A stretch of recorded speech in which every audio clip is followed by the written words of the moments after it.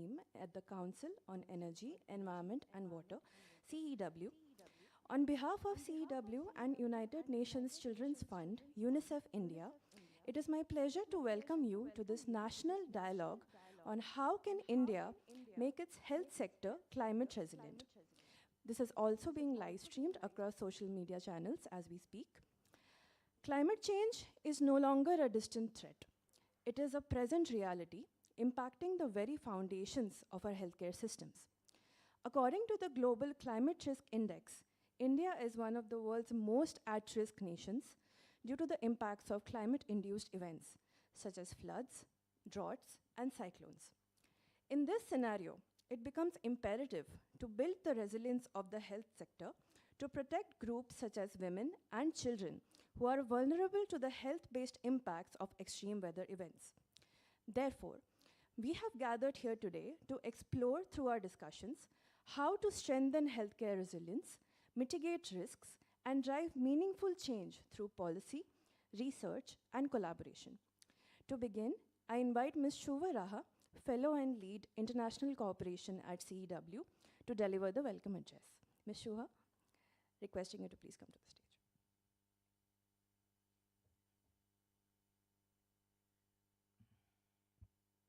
Good morning, everyone, and a very warm welcome to our program today. And I'm happy to first acknowledge the work of our team, the climate risk team, led by my dear colleagues Vishwas Chitale and Shreya Wadhwan, and our partners, UNICEF, for being a part of this very important initiative. And I want to speak here today on two narratives and 3 points. As we've heard, India is one of the most climate vulnerable countries. We rank 7th on that list, and CEW has been studying this for several years now, so this is not a one-off exercise for us. We've been mapping India's climate vulnerabilities at a very granular district level, about 25-kilometer radius. The teams have been working at sub-district level for several years now to really go down to where the problem is and propose solutions that are both top-down in terms of policy, but also bottom-up in terms of the practicality of implementation. In that, as we've mentioned, as the climate risks evolve, the floods, droughts, heat waves, any of these things are increasing both in frequency and intensity. And that makes me come to our narrative 1, where we look at what exactly is the health impact of that. And that is not just disease and not just disasters, but just the wellness of us as people, the general quality of life that we have as citizens of not just India, but many developing countries, now extending to across the world. So when we talk of, let's say, the heat wave or the general humidity and high temperature, the wet bulb effect as we call it, how often have we written off a headache by saying, oh, it's just a migraine? How often do we go to work without sleeping well at night because it's so hot and uncomfortable? All of these leads to us losing our quality of life, our productivity in the long run.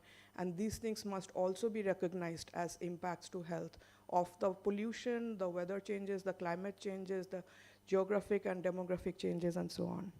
So there is known challenges: deforestation, urbanization, salinization of our water, the sanitation systems that we have, all are under challenge because also growing very fast at the same time. So we need to be mindful, in addition to the well-accepted health trends of the drug resistance and insecticide resistance and so on and so forth. So this, our research also shows that by 2035 and beyond, India and other developing countries, especially in the tropical and temperate belts, will start losing significant portions of their productivity and economic output, which translates directly into GDP loss from the impacts of these, if steps are not taken right now to curtail those. And that really feeds into our ambition to become a developed society by 2047, because that is not just economic development, but how we feel as people of that that advanced society. This study is very timely. Like I said, it's a continuation of our work in this area, and it has identified that over 40% of Indian districts and the healthcare systems, which includes both services and infrastructure, are at risk from climate change. And this includes most of India's 200,000 plus health systems. And this is across from Kashmir to Kerala, it's from Sikkim to Maharashtra, nobody's safe from this. There is no particular hotspot state for this. It's a universal challenge at this point.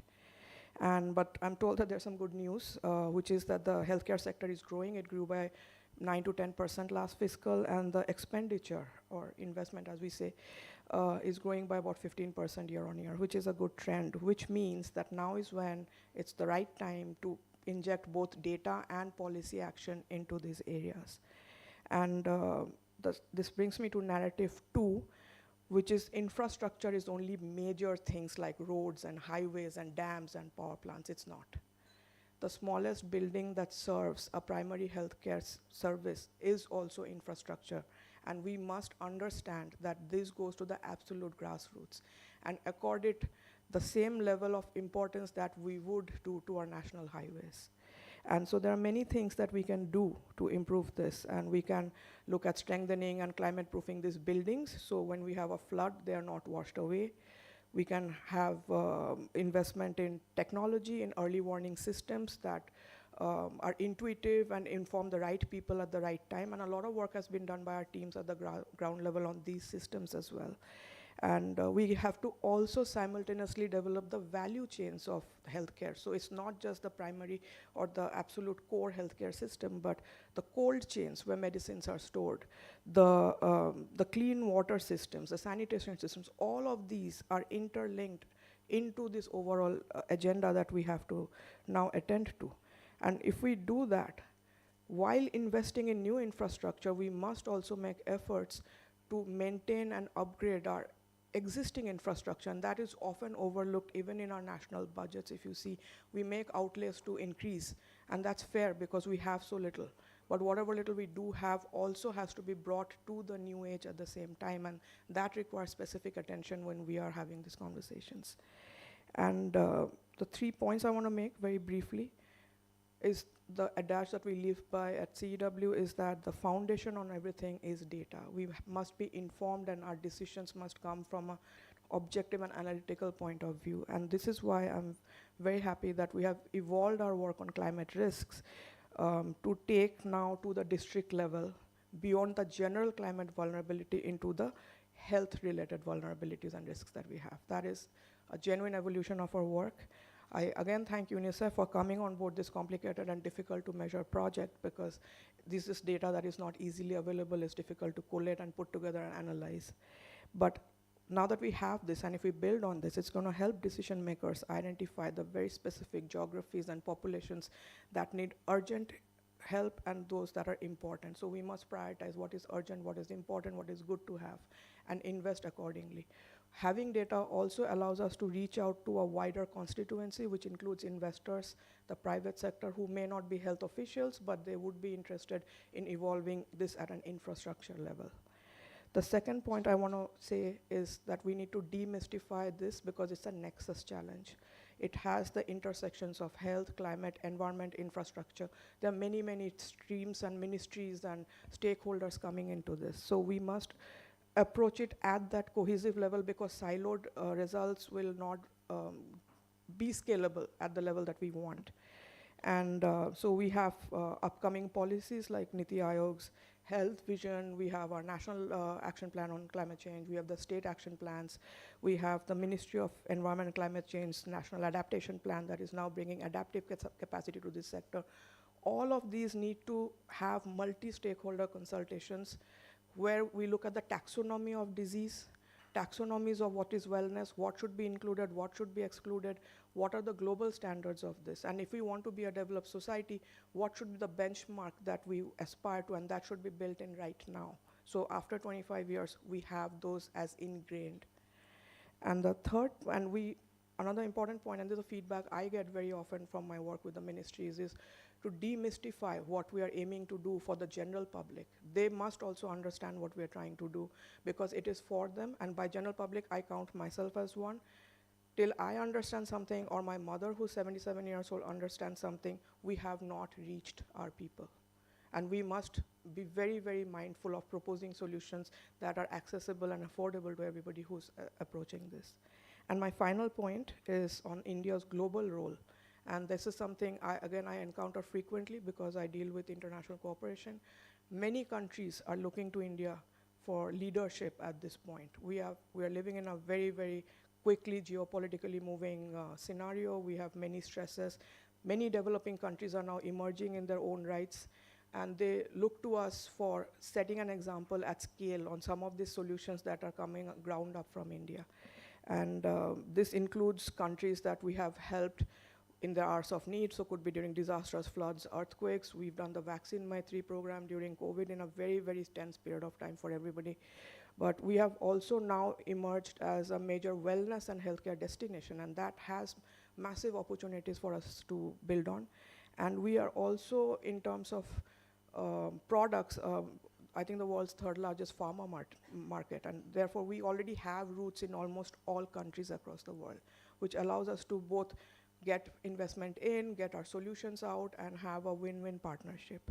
And I'm very proud to be a part of India's effort as it reaches out to the world. And I'm once again applaud everyone for the work that they have done. I'm told it's taken more than a year. I'm not surprised.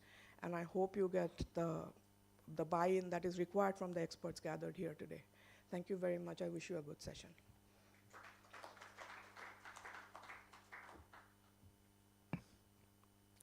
Thank you, Shubha, for those inspiring words and for painting a very comprehensive picture of the climate health nexus. Now, I shall like to call upon Dr. Vivek Vivendra Singh, Chief of Health at United Nations Children's Fund, UNICEF India, to share the opening remarks. With over 2 decades of experience, Dr. Singh has been leading UNICEF's efforts in strengthening public health interventions with a focus on improving child and maternal health outcomes. Dr. Vivek, welcome to the dais, please.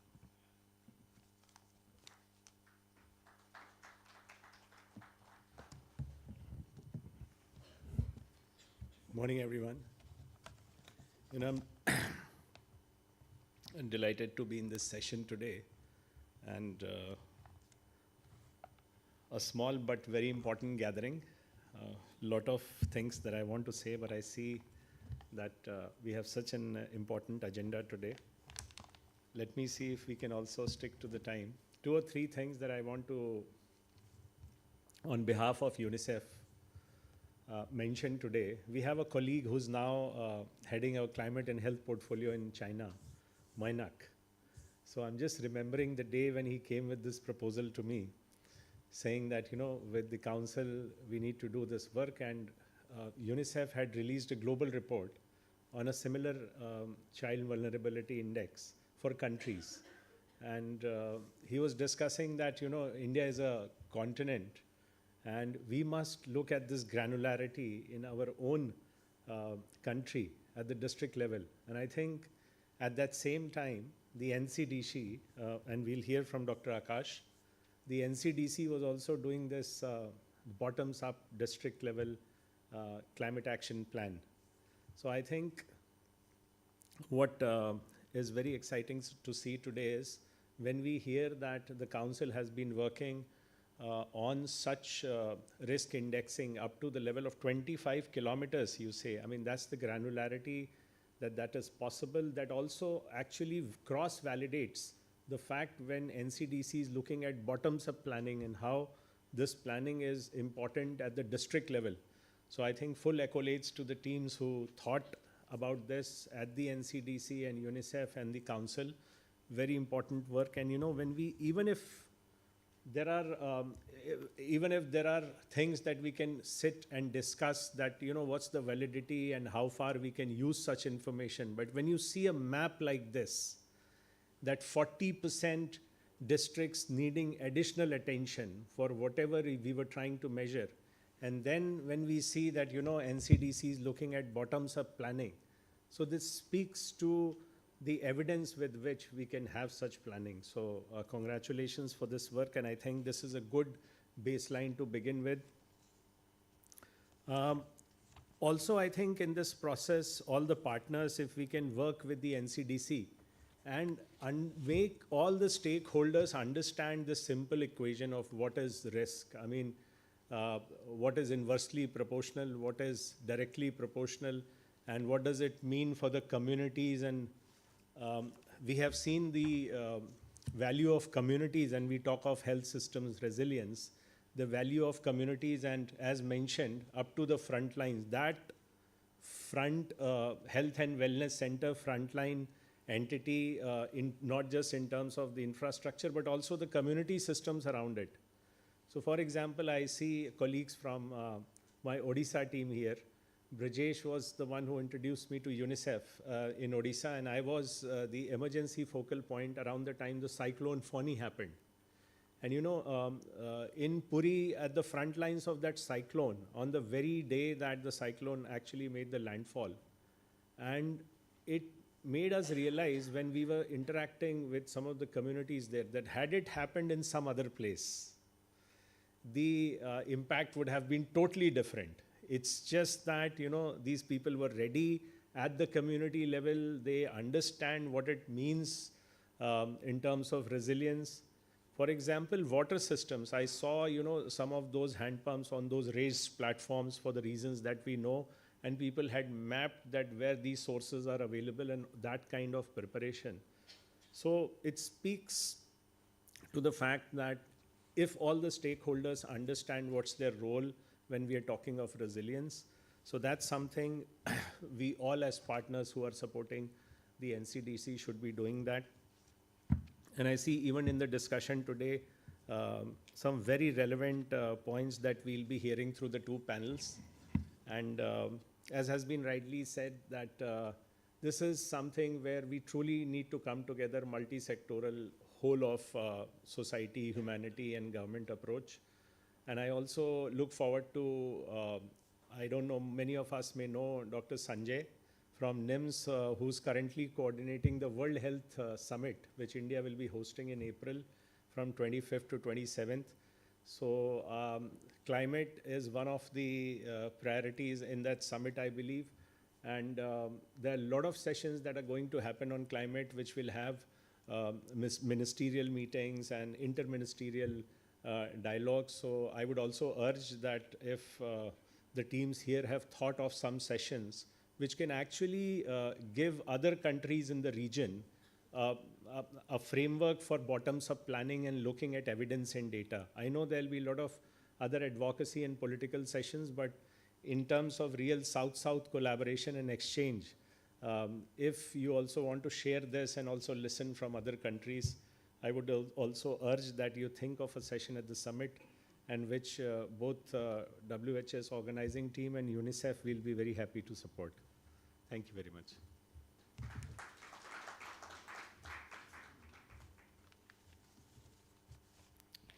Thank you, Dr. Vivek, for sharing those words. As you said, resonating with your map example, what gets measured gets done. Right. So now it is my privilege to introduce our keynote speaker, Dr. Akash Srivastava. Dr. Akash currently heads the Center for Environmental Health and Occupational Health under the Climate Change and Health Division at the National Center for Disease Control, Delhi. This center is the technical agency for implementation of the Ministry of Health and Family Welfare's National Program on Climate Change and Human Health. Dr. Srivastava, I request to kindly come to the dais.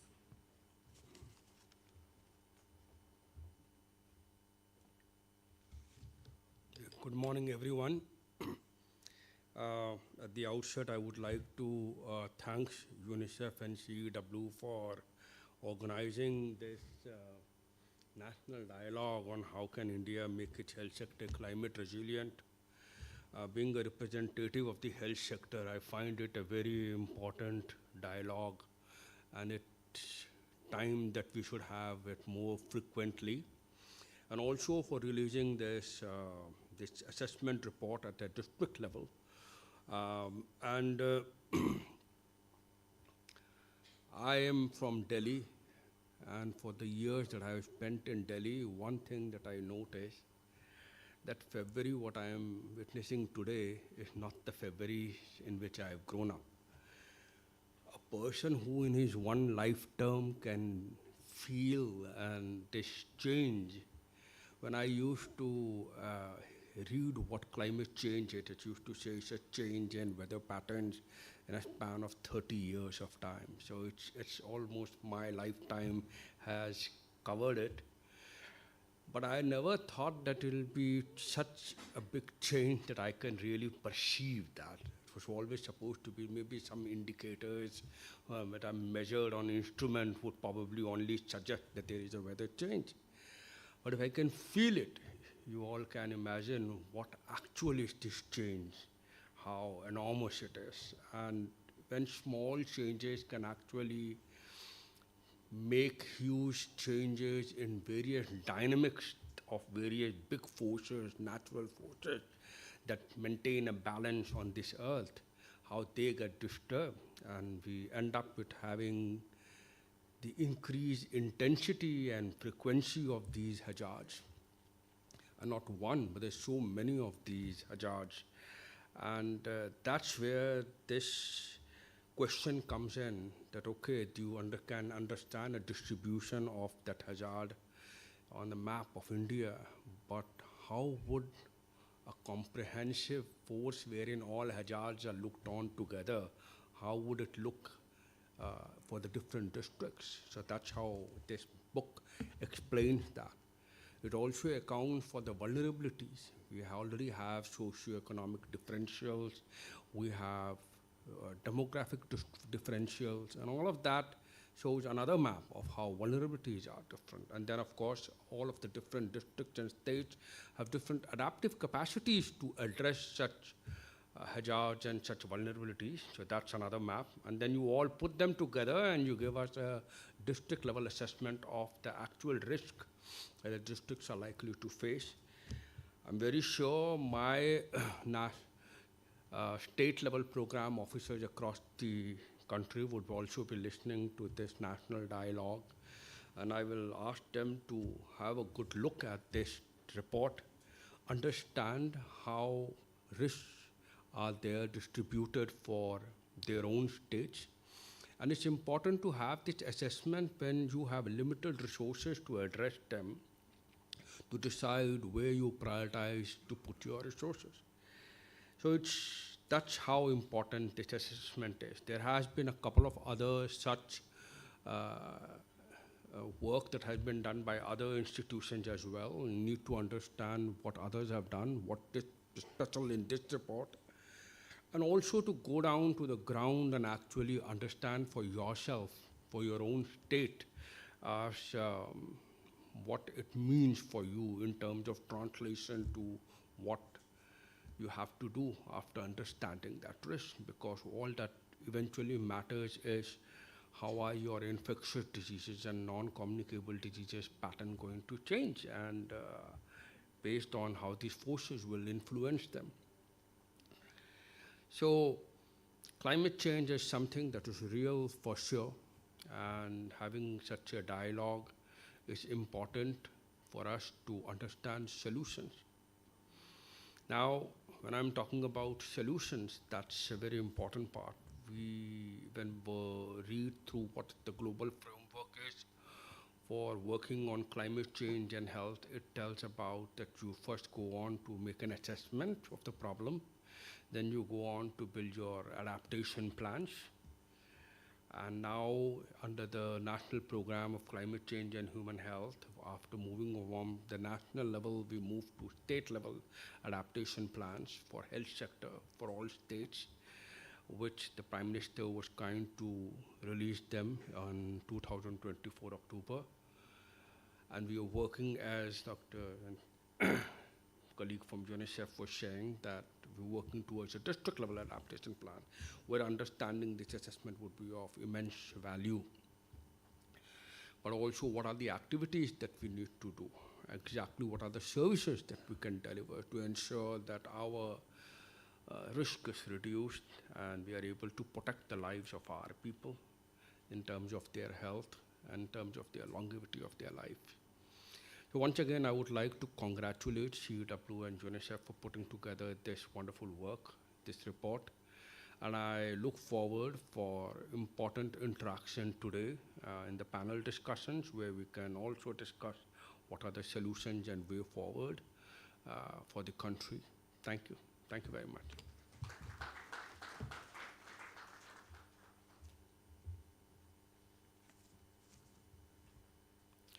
Thank you, Dr. Srivastava, for being here today, for your remarks, and for highlighting this very important point that vulnerability is different for different people.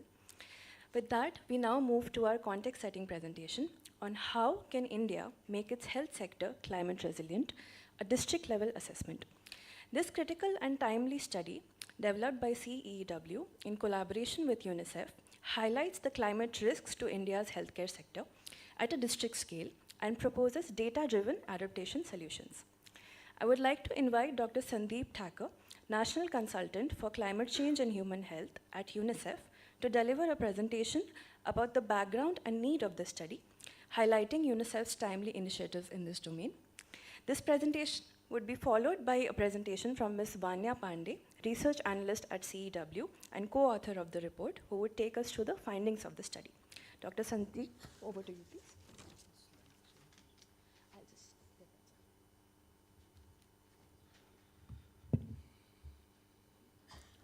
Good morning, everyone. I think half or more than half of my job is already done through the opening remarks, through the remarks of Dr. Vivek and Dr. Akash.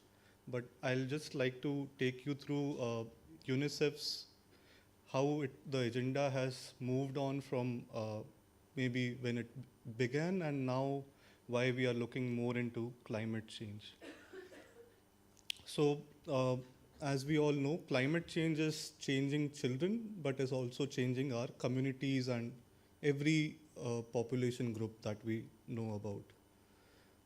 These were the global priorities when we set out to SDG 3 and SDGs. After the Millennium Development Goal, we came to this. And as you can see, there were core programs and then there are emerging programs, and environment is one of them which has now become a emerging priority.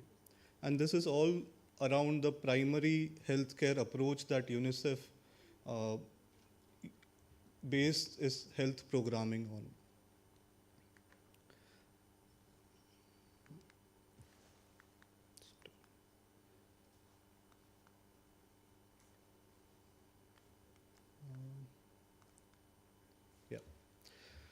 So this shows the complex relationship that environment and children's health has, and you can see the risks that are there, and then there are urban and rural setting, how these factors influence these risks. And then there are media through which children are exposed to these environmental risk factors, ultimately compounded by the activities and behaviors and the unique vulnerabilities that children have because of their metabolism, because of their growing physiology, and how it affects their organ systems and functions. I'm sorry. Yeah. Okay. Yeah. Thank you. So to address these environmental risk factors, UNICEF developed a Healthy Environment for Healthy Children program and a collaborative, that is the Children's Environmental Health Collaborative, with UNEP and WHO as its founding members. Why this collaborative? Because none of the stakeholders individually can address these issues, but it is a multi-stakeholder approach with local and local challenges being addressed by local and local solutions. From UNICEF point of view, the focus is on child survival, health and well-being so that we achieve the Viksit Bharat goal. And building a collaborative is the fastest way to mobilize attention and action. The mission statement is to mobilize international action to protect child survival, health and well-being from impact of climate change and health. And this collaborative engages range of constituencies from government, industry, civil society.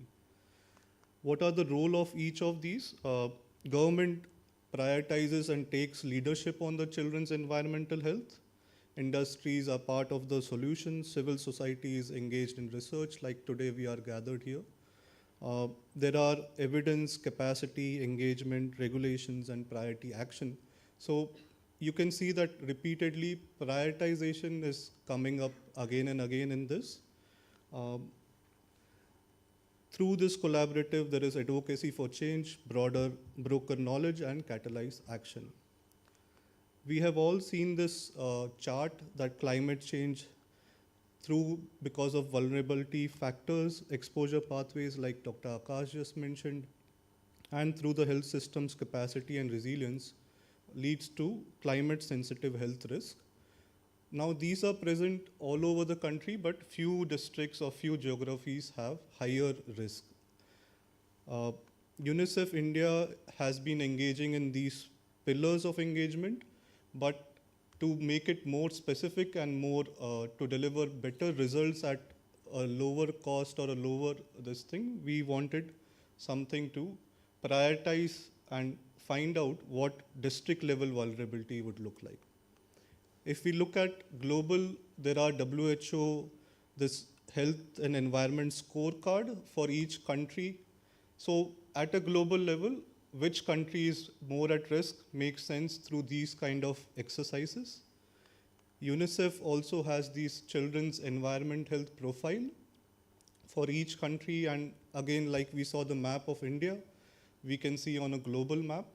So when we started, this was a starting point that how can we make it useful for India by going not only at the state level, but also at a district level.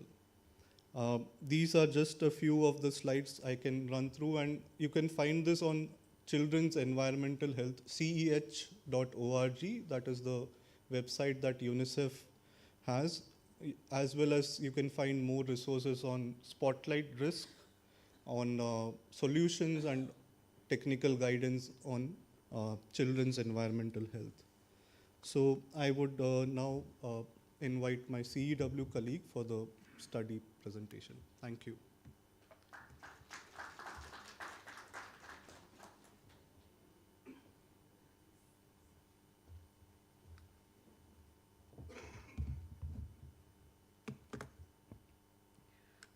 Thank you, Sandeep, for that insightful presentation. And it's great to hear about the work that UNICEF has been doing for so many years. A very warm welcome to all of you and to those who are joining us virtually. My name is Vanya Pandey, and I work as a research analyst at the Council in the Climate Resilience team and within the adaptation sphere, and dealing with various climate risk assessments of different sectoral adaptations like health and industries, etc. So building on what Sandeep mentioned, I will now take you through the study itself.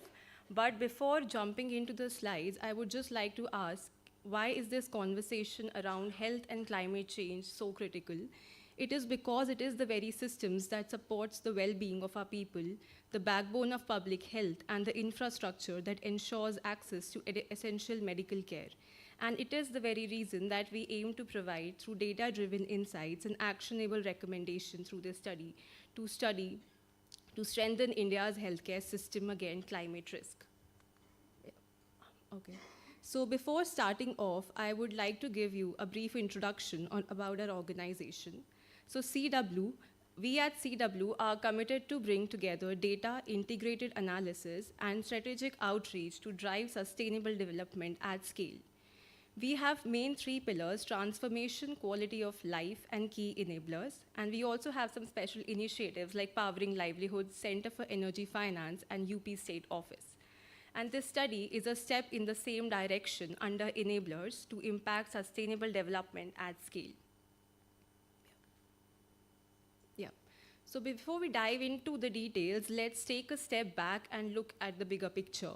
As per CEEW's analysis in 2021, more than 80% of India's population lives in districts that are highly vulnerable to extreme weather events like floods, cyclones, droughts, and heavy rainfall. Another recent analysis in 2024 reveals that 55% of tehsils in India experienced an increase in southwest monsoon rainfall between the 2012 and 2022. Similarly, we all have been seeing an increase in heat wave intensity, frequency, and duration. That's something that we all have been observing in the past couple of years. So the question that arises is not how much or if climate change will occur, but are we prepared for it? Now let's imagine a real-time scenario. For example, a person is caught up in torrential rain. He's already suffering from various health conditions. The roads are flooded, the nearest hospital is not so near, and that too, it's struggling with various power outages and resources. Sadly, this isn't just a hypothetical situation, it has already happened in multiple Indian cities. Now let's look at some of the various recent examples. As you can see, in 2024, Assam floods in Assam led to a surge in vector-borne diseases, leading to about 503 cases of Japanese encephalitis, claiming 122 lives. The same year, heavy rainfall and waterlogging in Delhi itself led to major hospitals like AIIMS and LNJP to cancel their surgery and reroute the critical patients to other hospitals. And there are many more cases that exist across India as well. Now, looking at the impact of climate risk on various health sectors, as we just looked at the recent examples, I would just like to give you a brief, concise version of how climate and health systems, they interplay, and how the feedback loops are also causing an increase in climate risk. Now, there are three big things that are at play here. First, your climate-related hazards, the extreme weather events. Secondly, who's the one who's most vulnerable? Now, some people are more at risk just because of various factors like the place where we live, for example, the coastal area, the elevation of the place where we live, or if a place is disaster prone, our health status, the economic background, or even the health systems within our area. Thirdly, who and what all is exposed? Well, it's the people, it's the communities, healthcare workers, hospitals, infrastructures, and even energy systems are at risk.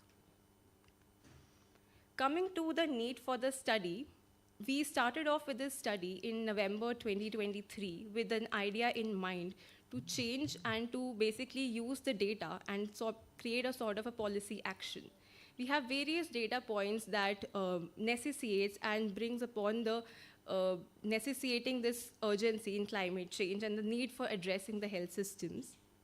For example, as per a study by World Economic Forum in 2024, it released that climate change can cause 14.5 million additional deaths by 2050 due to these extreme weather events and could create an economic loss of USD 12.5 trillion. Now, that's a number that, again, necessitates the urgency to why we should act upon such a careful study. So, moving on, with this study, we just aim to develop a national framework to assess the climate-induced health risks to the health systems of India. And to achieve the same, we had some following three objectives. Firstly, to identify some indicators that we will be using for assessing this climate extreme-induced risk, especially with a focus on women and children, considering their innate sensitivity. Secondly, through targeted stakeholder consultations, we wanted to have an inclusive and multi-sectoral approach for bringing this framework. And finally, identification of the climate risk district hotspots within India. Moving on to the approach and methodology, now to ensure a very structured and scientifically robust methodology, we adopted a systematic literature review as the framework for beginning with the literature review for our study. Since health sector and climate, it's a very complex issue and it's influenced by multiple interacting factors. So the primary aim of our systematic literature review was to provide a methodological understanding of the subject, and secondly, to also identify the various factors that are interplaying here that will again make our indicators. Now for this SLR, we followed a 6-step SALSAR framework that has six different stages like protocol, search, appraisal, synthesis, and analysis, wherein we basically different stages of SALSAR wherein we set the scope of the study. It's literature review, screening, both gray and non-gray literature. For setting the protocol, again, we used another framework called the PICOST, which is the framework for framing research questions in much more detail, and it includes various other factors like population, intervention, comparison, and outcome. As for reporting stage, we use third framework called the PRISMA framework. That's the framework for systematic reporting of literature, and it's a it's basically a systematic flow wherein we basically reduce the number of indicators that we have already selected. So initially, we compiled a list of about 561 indicators from all the literature review that we did, and across the 4 components of hazard, exposure, sensitivity, and adaptive capacity. And these indicators were then further reduced via a 3-step criterion. Firstly was the frequency analysis that was based on the SLR itself. So the indicators with high occurrence and shortlisted papers were prioritized more. Secondly, data availability was also a key component across spatial and temporal scale. Thirdly, indicators which were relevant to India's socioeconomic and geographical context were kept. So we came up about 45 indicators were brought down, and these were further reduced using the Delphi technique-based ranking, which were done in various stakeholder consultations with various health experts in NCDC.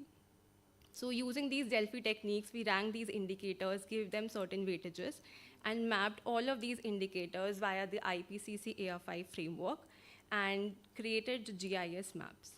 So this entire methodology basically helped us, gave an evidence-based process, and find us a scientifically rigorous outcome.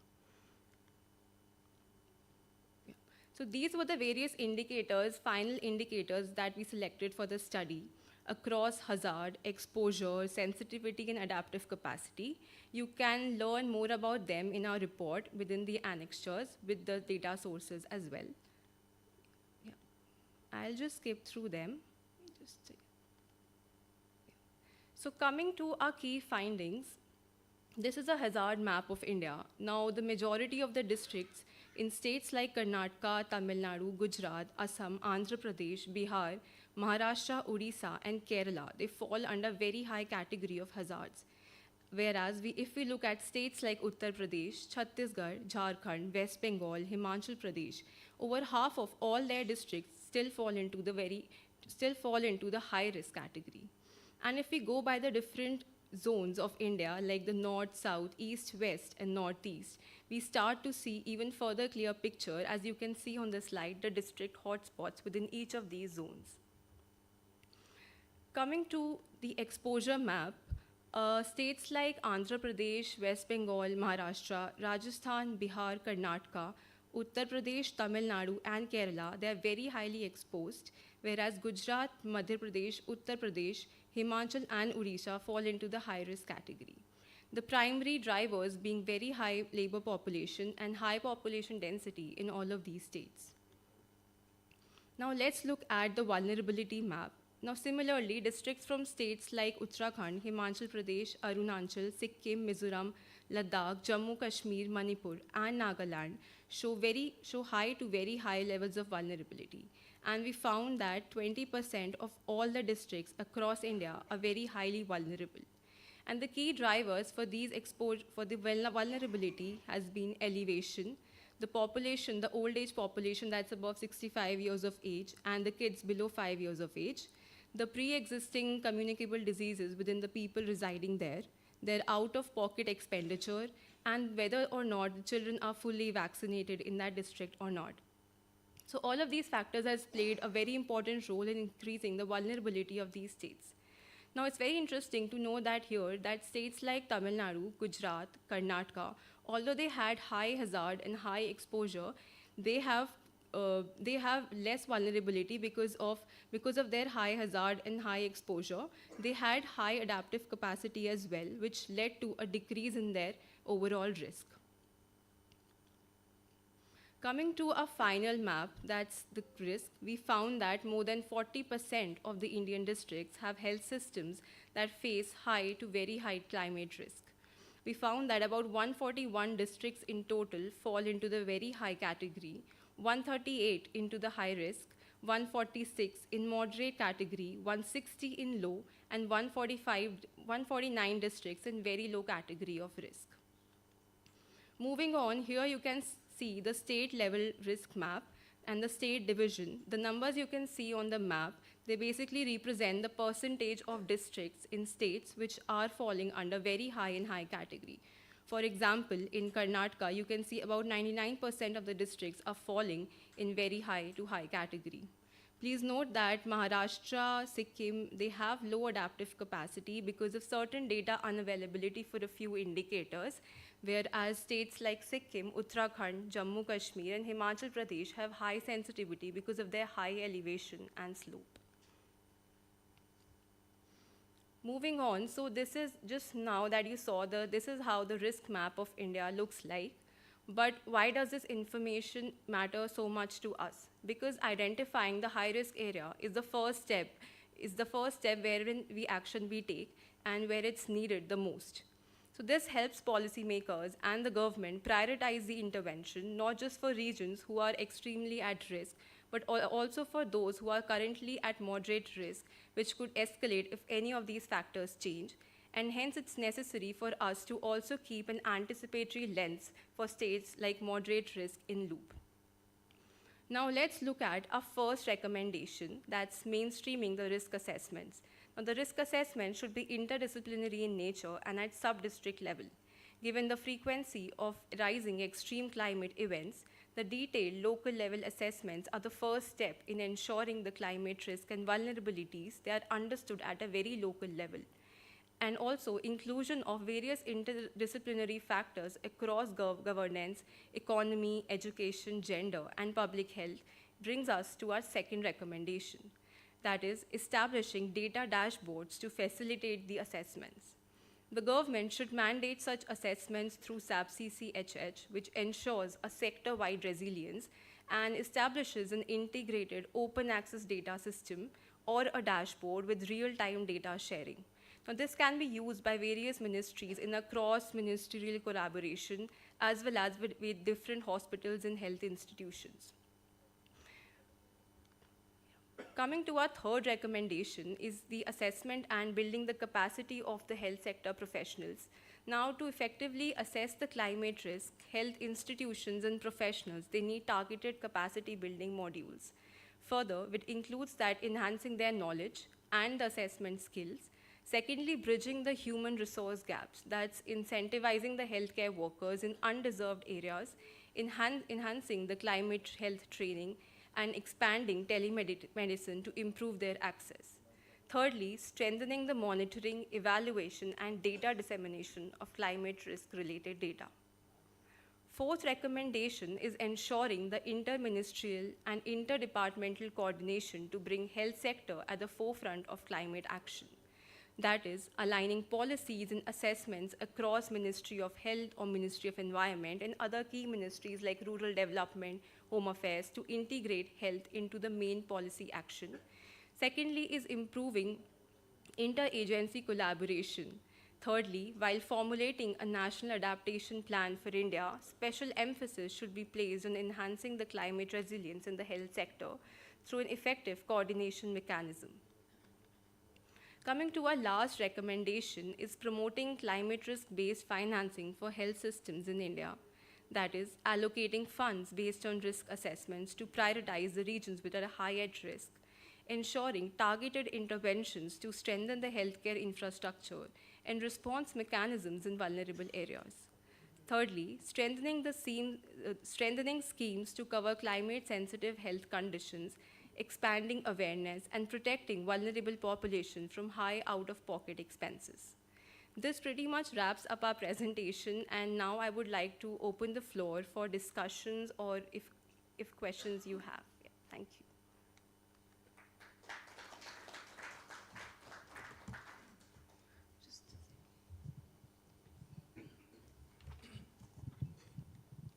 Thank you. I think very well done. From a methods perspective, I'm Sanjay. I'm a Director of Public Health at NIMS University. My one question to you is, what happens after this? Do you have a plan to map best by interventions? Using the same methodology you can still do if you do a systematic review with meta-analysis. Do you have a plan already in place to say these are the interventions that have worked, these interventions have not worked, and a health technology assessment for those interventions? Thank you. Thank you for that question. So I will just take it up on behalf of the team. So yes, I mean, that's a very important question, looking into what also Dr. Akash had mentioned that first of all, we have to identify the risks in order to understand what will work, what will not work. And then again, this next step we have not yet reached, but that's definitely the next plan to take these assessments to at least 4 states, 4 priority states based on the risk assessment that you just saw. And then at least pick up a few districts from each of these states, go down to the ground level and try to understand that, okay, maybe like, some of these solutions which will work for, say, flooding in Odisha versus, say, flooding in Thane city. So these are 2 different scenarios. We are talking about like coastal cities on 2 different coasts facing similar risks, but the solutions might vary. So in order to understand the suitability of solutions, we want to take it as a part of the phase 2 of this work. Pilot it at least in 4 to 5 districts in each of these 4 to 5 states, and then based on that learning, at least try to then scale it up within those states, and then further. So I think it's a step-by-step process. So first of all, at least for next 1.5 to 2 years, the work will focus on piloting at local scale and trying to figure out what is going to work and what not. Thank you. Yes. Hi, I am Pallavi from Japaigo, and congratulations on this wonderful piece of work. And just based on our understanding, and we work closely with the NPCCH on the making primary healthcare resilient. And one of the recommendation is around intersectoral convergence. And the hard lesson what we have learned when we looked at in the intersectoral convergence is also talking about the money, from where the money will be coming. Because the biggest struggle what we learned is like, although the money is parked in the health PIP, but there are a lot of other things which need to be mobilized from the other department. So I think that also need to be, that is a very practical approach to look at when we are looking at the resilience. So just a session. Yes, thank you. So I think, I'll just add a couple of lines on that front. So I think, when we look at how India is reporting its progress on adaptation, and so far, also why adaptation is lagging behind climate change mitigation is because of lack of reporting frameworks, how do we monitor the progress, etc. So I think in that line, we are also very conscious that National Adaptation Plan is being formulated, and I think health sector is going to look at that as the roadmap for at least next 5 years to come and beyond. But with this global goal on adaptation, that's also at the global level, where globally people are, experts are thinking about how in different sectors this progress on adaptation could be reported. I think when we have some level of maturity in that, we will also be able to then say, okay, we need these many millions of dollars to ensure that at least this much of level of progress could be achieved. So I think that currently that mismatch is still there. Once we have India-specific indicators, say health sector-specific indicators, and then cross-sectoral indicators, I think the role of finance will become more transparent in that process. Hello, I'm Dr. Bridge. Yeah. You want to add? Thank you. And I think to answer, look at both of the questions and remarks that our speakers have presented, the district action plan that is being prepared is one of the greatest tools that we have to look at all of these sections. So there, the action plan is looking at risk. So we're talking about the district level risk that is being made a part of it. Then we also have all the interventions across all climate sensitive health issues. So we have interventions across air pollution, heat, climate resilience, extreme weather events, and vector-borne diseases and nutrition being a part of that agenda. So I think that document would be very important for us to look into and build our focus for financing as well as the other methods. Thanks. Yeah, thanks, Jay. Yeah. I'm Dr. Brijesh, work as a health officer with UNICEF, Odisha. So my question is mostly understanding, while presenting, she mentioned about vulnerability has reduced where the risk adaptation is very high. So can you explain this, how this? Sure, yes. So I think, in the risk equation, if we look at that, It's hazard multiplied by vulnerability multiplied by exposure. So even if you are exposed, doesn't mean that you are going to have that same level of risk if your adaptive capacity is high.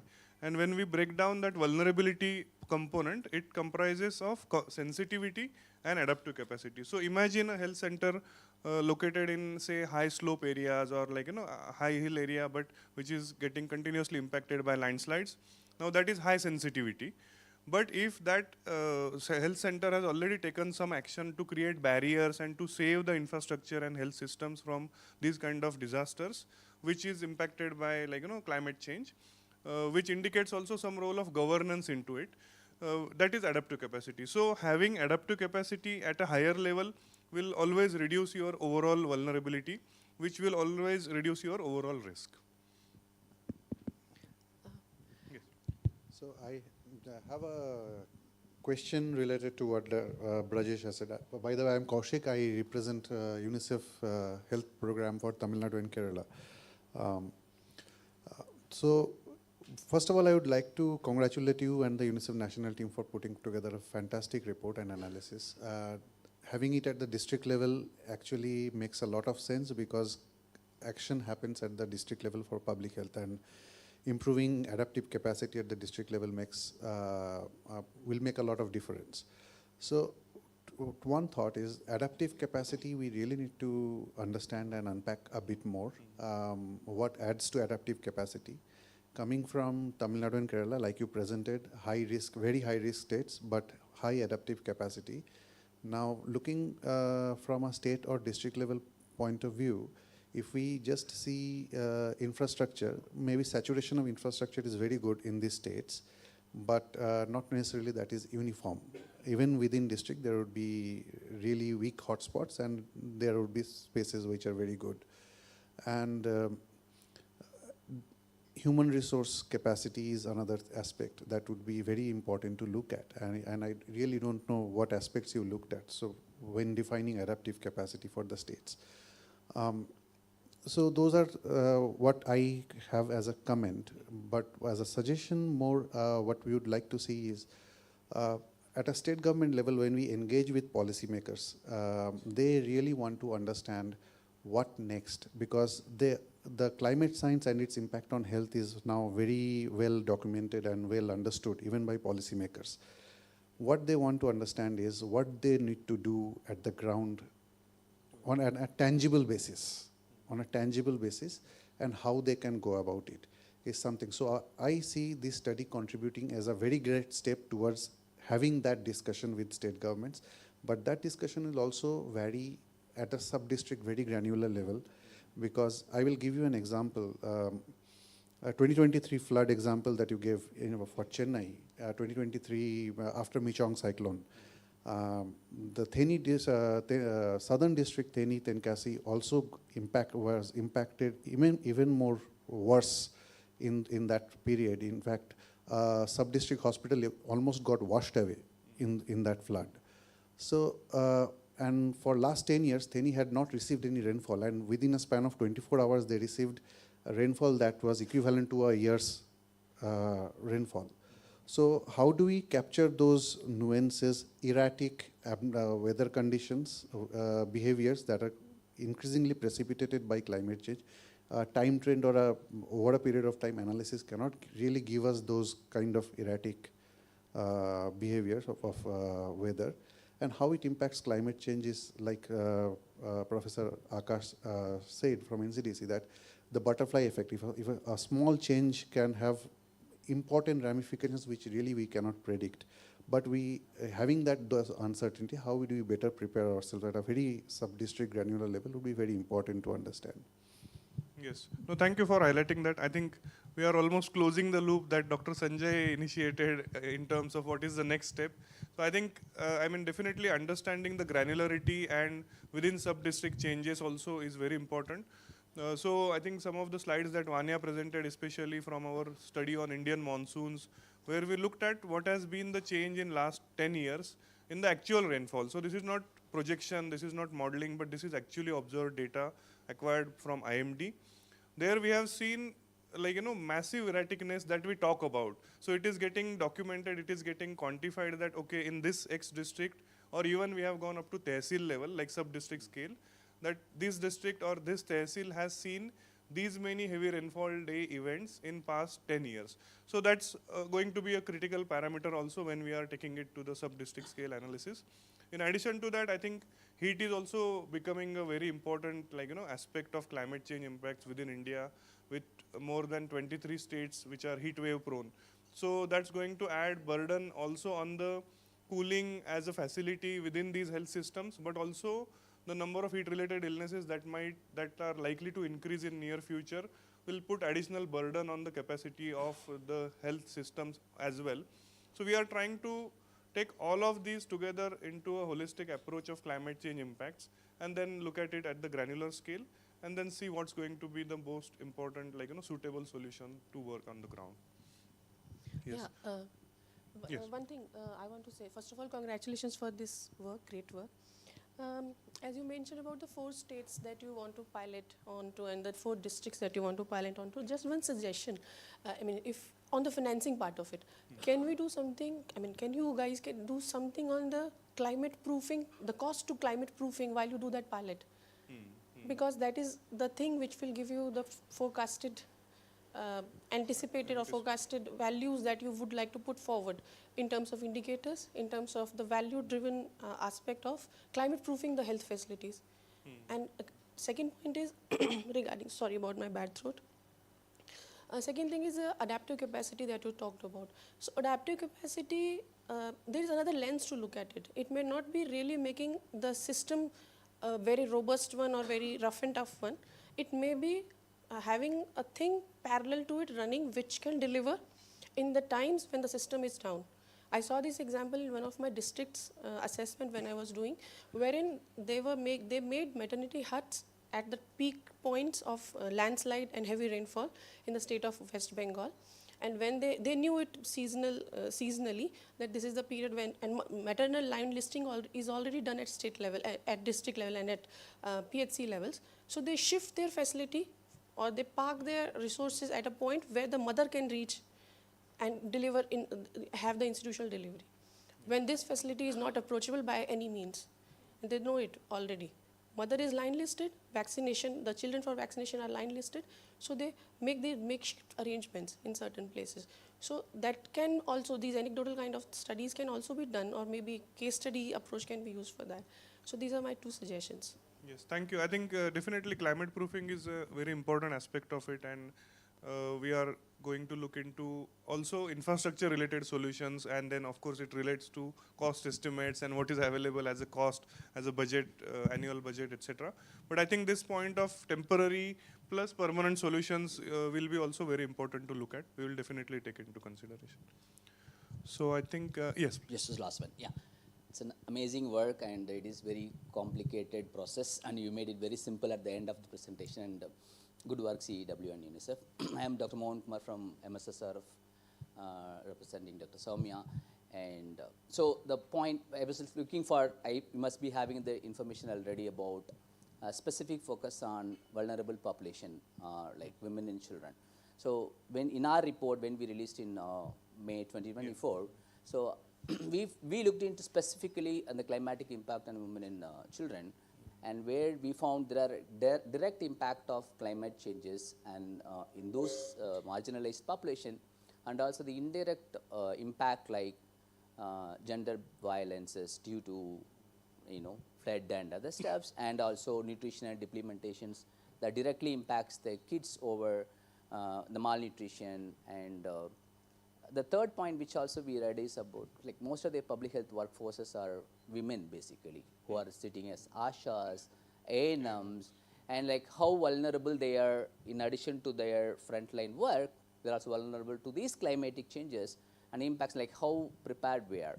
So I and Akash usually used to discuss about capacity building at both the government and also at the community level. So the buy-in from the system, like the buy-in from the state level officials, and like taking climate as one of the priority issues, which governs most of the like upcoming disease spreads, like increase in zoonotic diseases, increasing in emerging and re-emerging diseases. So it's a good piece of work. So my submission to our next level work is to have a specific look on these women and children, the direct or the indirect contribution of climatic changes which impacts their life will be of much use, and we are happy to contribute to your work in the future. Thank you.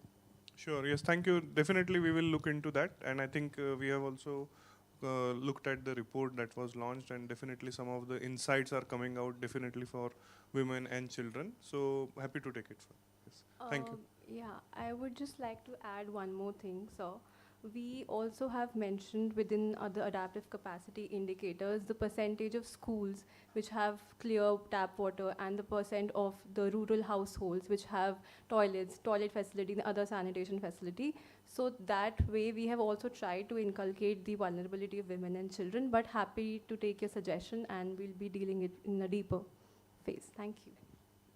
Thank you. So I think we can maybe continue with, if there are more questions, continue with that during the tea time. And yes, back to you, Vanya.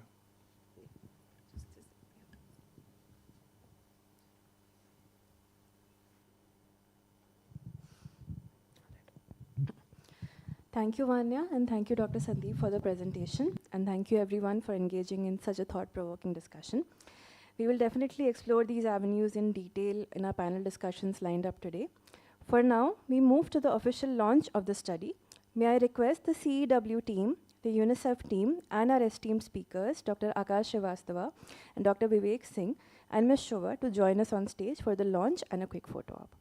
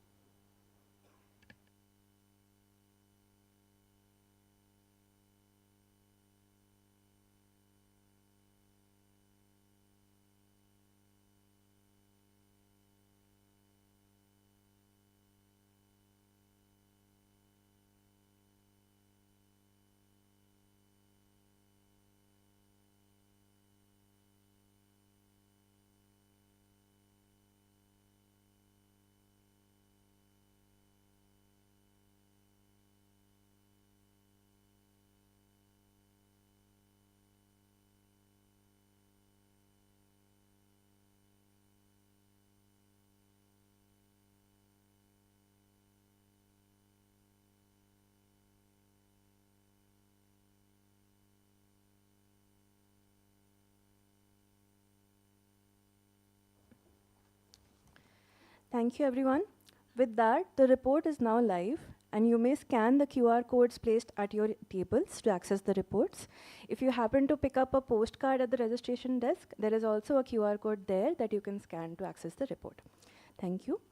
Now we shall take a short tea break. We will resume the session at 11:30.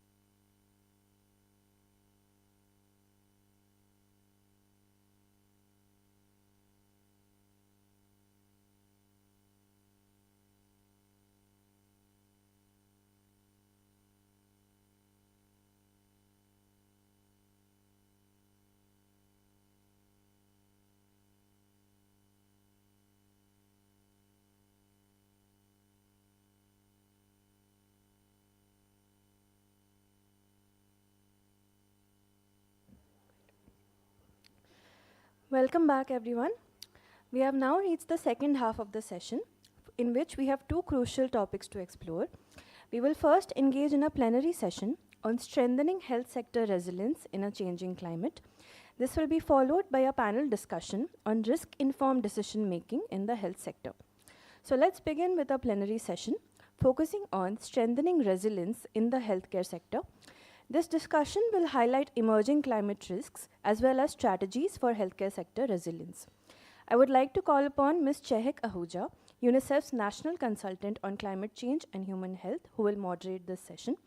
Joining her on the panel today are Dr. Akash Srivastava, Head of the Center for Environmental and Occupational Health, NCDC, leading India's public health response to climate risks as the lead on the National Program on Climate Change and Human Health.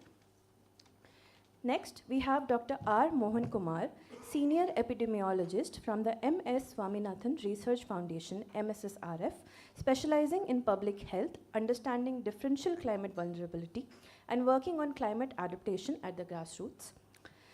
Then we have Dr. Raj Shankar Ghosh, Advisory Panel Member, Center for One Health, Public Health Foundation of India, focusing on infectious disease management and health system strengthening. We have two more panelists joining us online. Dr. Sumitra Nair, MD Physician, State Nodal Officer and Joint Director for NPCCHH and National One Health Program, Commissioner of Health and Family Welfare, Telangana, Hyderabad. Lastly, we have Mr. Sarabjit Sahota, Disaster Risk Reduction Specialist at UNICEF, who's steering risk-informed programming for disaster risk reduction. Please welcome our panelists. Over to you, Chehek. Thank you so much, Ahana. Very warm welcome to all of you. It's wonderful to have all our stakeholders here from different areas of work. We have medical college representation, institutions, private healthcare partners, and of course, teams from UNICEF states as well as CEEW. Wonderful to have the great panel here. We would have just a very brief round of introduction for a minute, and then we will move on to question format, where we will have around 10 minutes for each of our speakers to respond to 2 questions, and followed by a Q&A for 20 minutes with the audience. So very briefly, I'd like to introduce myself. My name is Chehek. I have been supporting the Healthy Environment for Healthy Children program for UNICEF India, and also as a resource person for National Program on Climate Change and Human Health.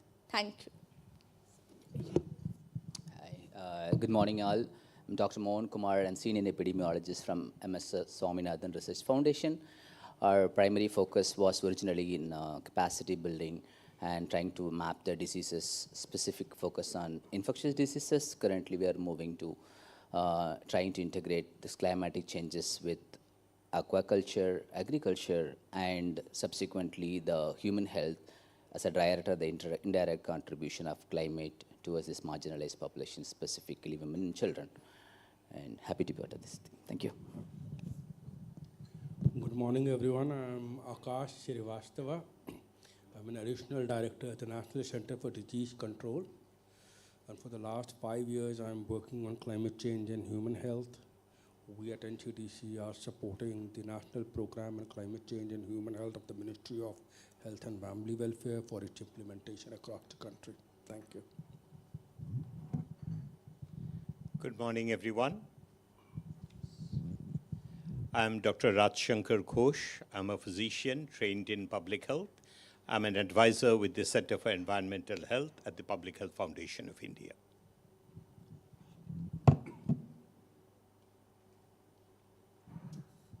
Can the panelists online please introduce themselves? Sarabjit? You are on mute. We can't hear you. Risk Management Specialist with UNICEF. Thank you. Dr. Sumitra ma'am? Yes. Good morning, everyone. This is Dr. Sumitra from State of Telangana, and I am the Joint Director for NPCCH. With 25 years of experience, worked in all the primary, secondary, and tertiary levels. and also have seen maternal health and also taking care of the PCP and TART and surrogacy. Thank you for this chance given. Thank you all for joining. On a very candid note, this is my first moderation that I'm doing for a panel, so great opportunity for me. With that, initially we started the discussion today with the report launch, and we spoke about evidence building and how the evidence being transformed into policy action. But my first question would begin from one of our government counterparts who has been engaged as a part of this program for some time. And to you, sir, I ask this question, that could you elaborate on the key strategies that are being implemented to enhance the resilience of India's healthcare system against climate-induced challenges? This would give us a starting point and a baseline to then further build on our discussion on other agendas. Thank you. So, we in this program started with what the WHO laid a framework on how to address climate change and human health. One of the important components of it was about strengthening the governance of addressing this in the health sector. And so what we have in this program is a provision of program officers at state level and at district level, and then an oversight committee. We have a multi-sectoral task force which is chaired by Principal Secretary Health of the given state for the state level task force, and the district magistrate for the district level task force. And then we also have a governing body at the state level under the Honorable Health Minister of the given state for more policy level decisions for the state. So that governance was an important part of how to put a framework that will help to make strong decisions in context of climate and health.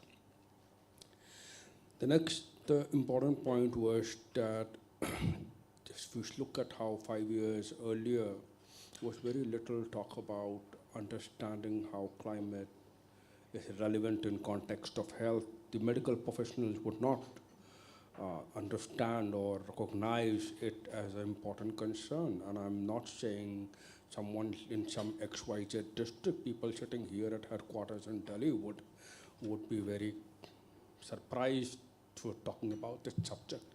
So creating an awareness was very important. So it was one of the key strategies. We worked last 5 years on putting up a lot of IEC about climate change, of how it impacts health, and what could the health sector and the people do about it.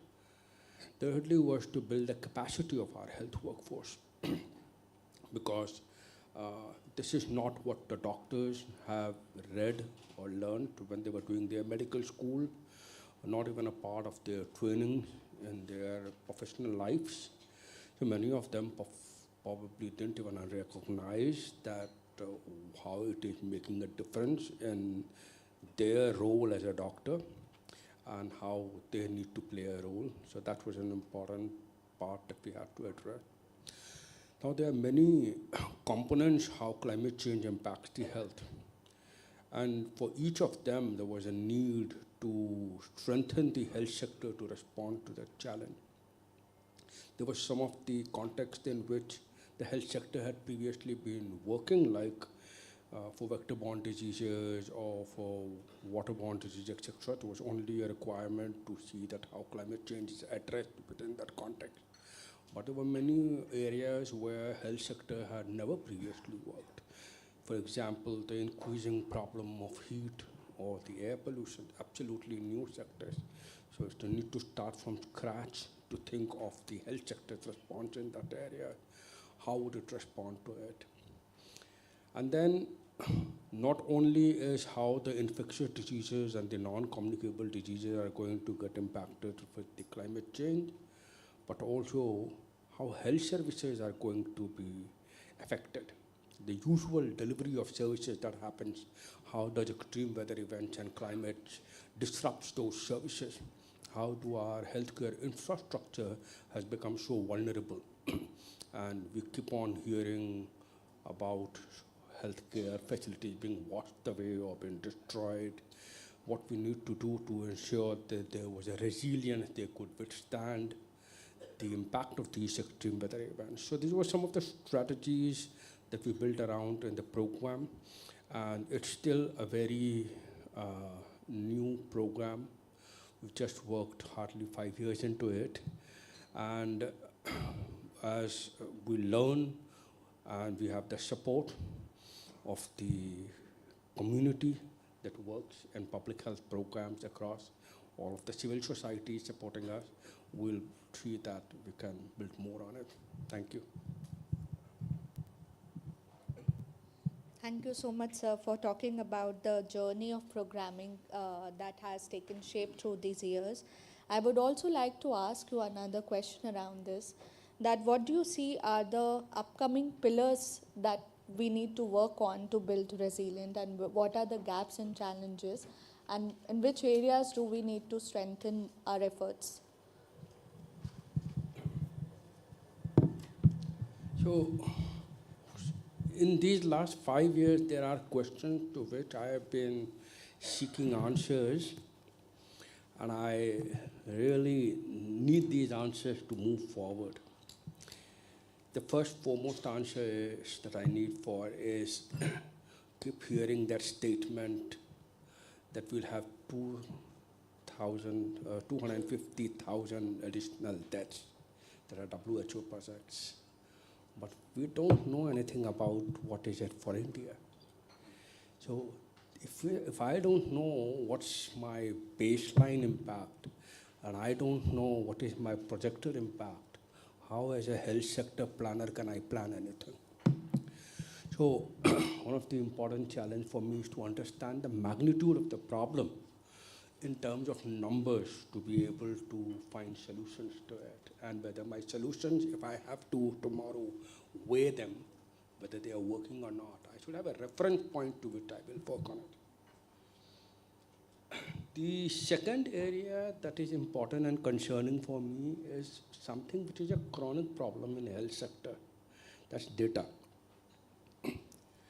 It's very unfortunate, and probably my predecessors who have worked in other programs have also faced this challenge. But it was probably simpler for them because they had to only address one particular type of data. Either they wanted to know something about malaria or tuberculosis. And they probably figured a way to find their information for malaria and for tuberculosis. But climate change is not just one or two, it impacts almost all the health concerns that we have. Now, where am I going to get data? And if I don't have that data, and if the chronic problem of our doctors continue not to write diagnosis, and there are no effective systems to record these diagnoses, India will continue to grapple in dark. Because even if we have to have such assessments as was been talked about today, there will be more fine-grained only if that data was available to know exactly what is happening in the country. Third is the challenge that I have is to, what are the solutions that I have for my people? If it's going to continue to happen, what do I tell my people to do? Some effective solutions which are cost-effective and are going to be useful. That is, finding technology advancements that can help my people. What do I tell my people who are being exposed to months of bad air quality? What is it that they can do? So, okay, we'll be able to tell them that you are impacted, you're going to have a problem, but how can they save themselves from these impacts? I don't have answers. So when I'm designing my IEC, I'm usually coming across some absurd statements that don't work for my population. I just can't tell a vendor, just shut your house and sit down when the air quality is bad outside. I can't tell him just constantly keep wearing 24 hours a mask on your face and keep working in that junction. These are not workable solutions, and we need to find things. I know It's a strange thing to ask, but I have to ask the countries like India to find answers, because these answers will not come from West. This is not their concern. It's our concern. They probably can find ways to cool their buildings and find how to avoid people's exposure to air pollution. But that's not the context for India. India will have to find its own ways.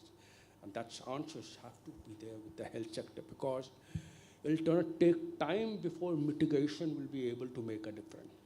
And till that time, our population will continue to be exposed. Also, within the health sector, how can we make use of the available data to change the way we approach a problem?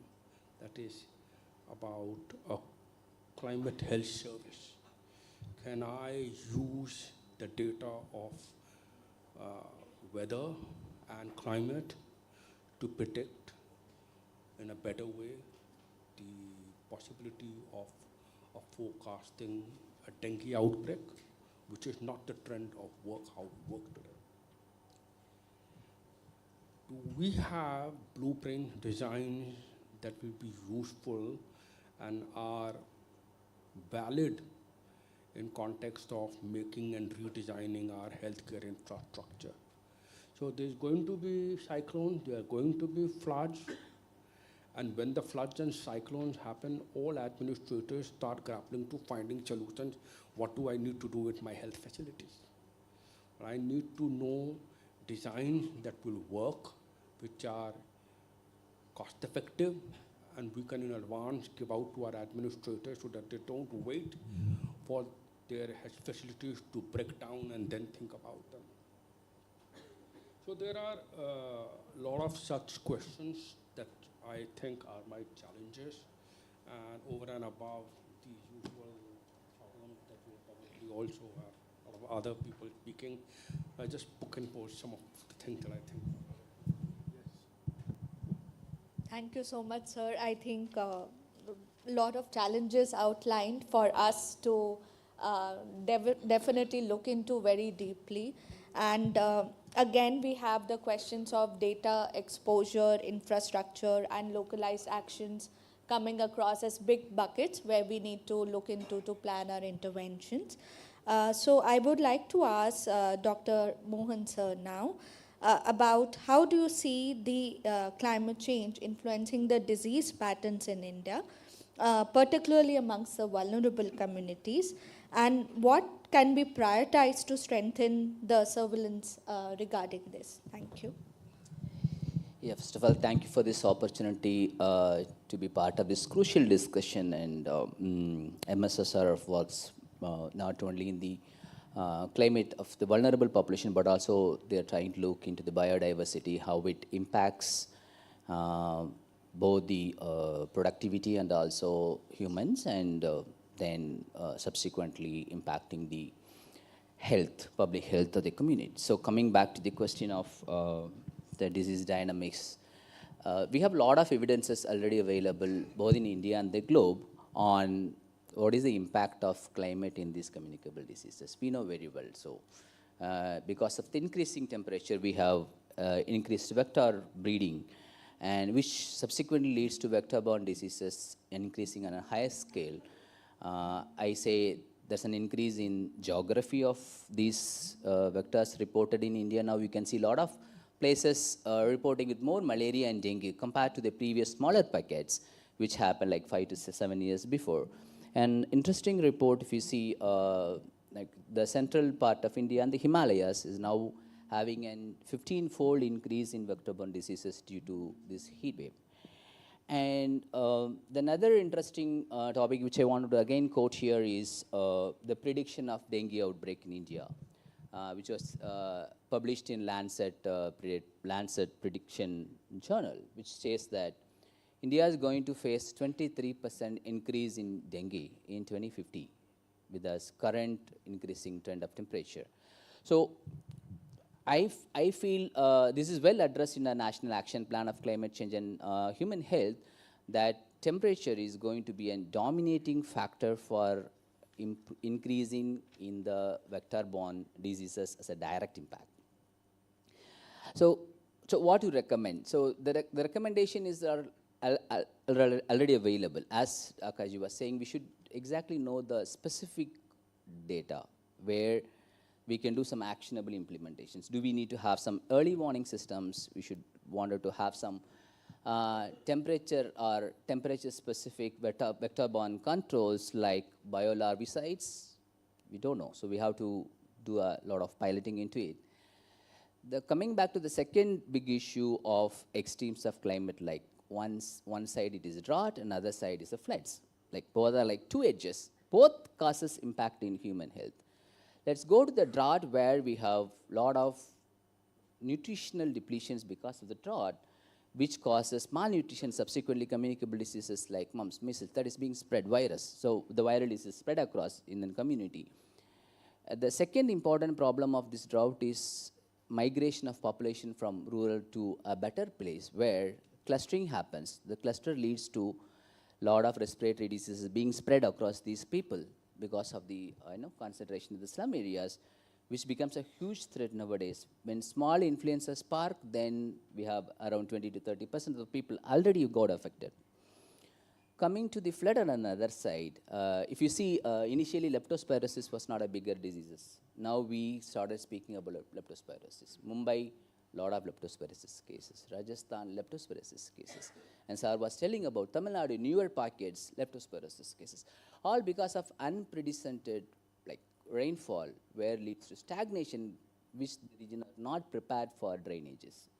So stagnation directly leads to some communicable diseases. Either we have vector-borne, either we have rodents, or we have other means, we have direct contact, unsafe water, sewage mixtures, So again, that is a big deal. So what to do for these extremes of climate? We need a better prediction, better planning, and interdepartmental coordination.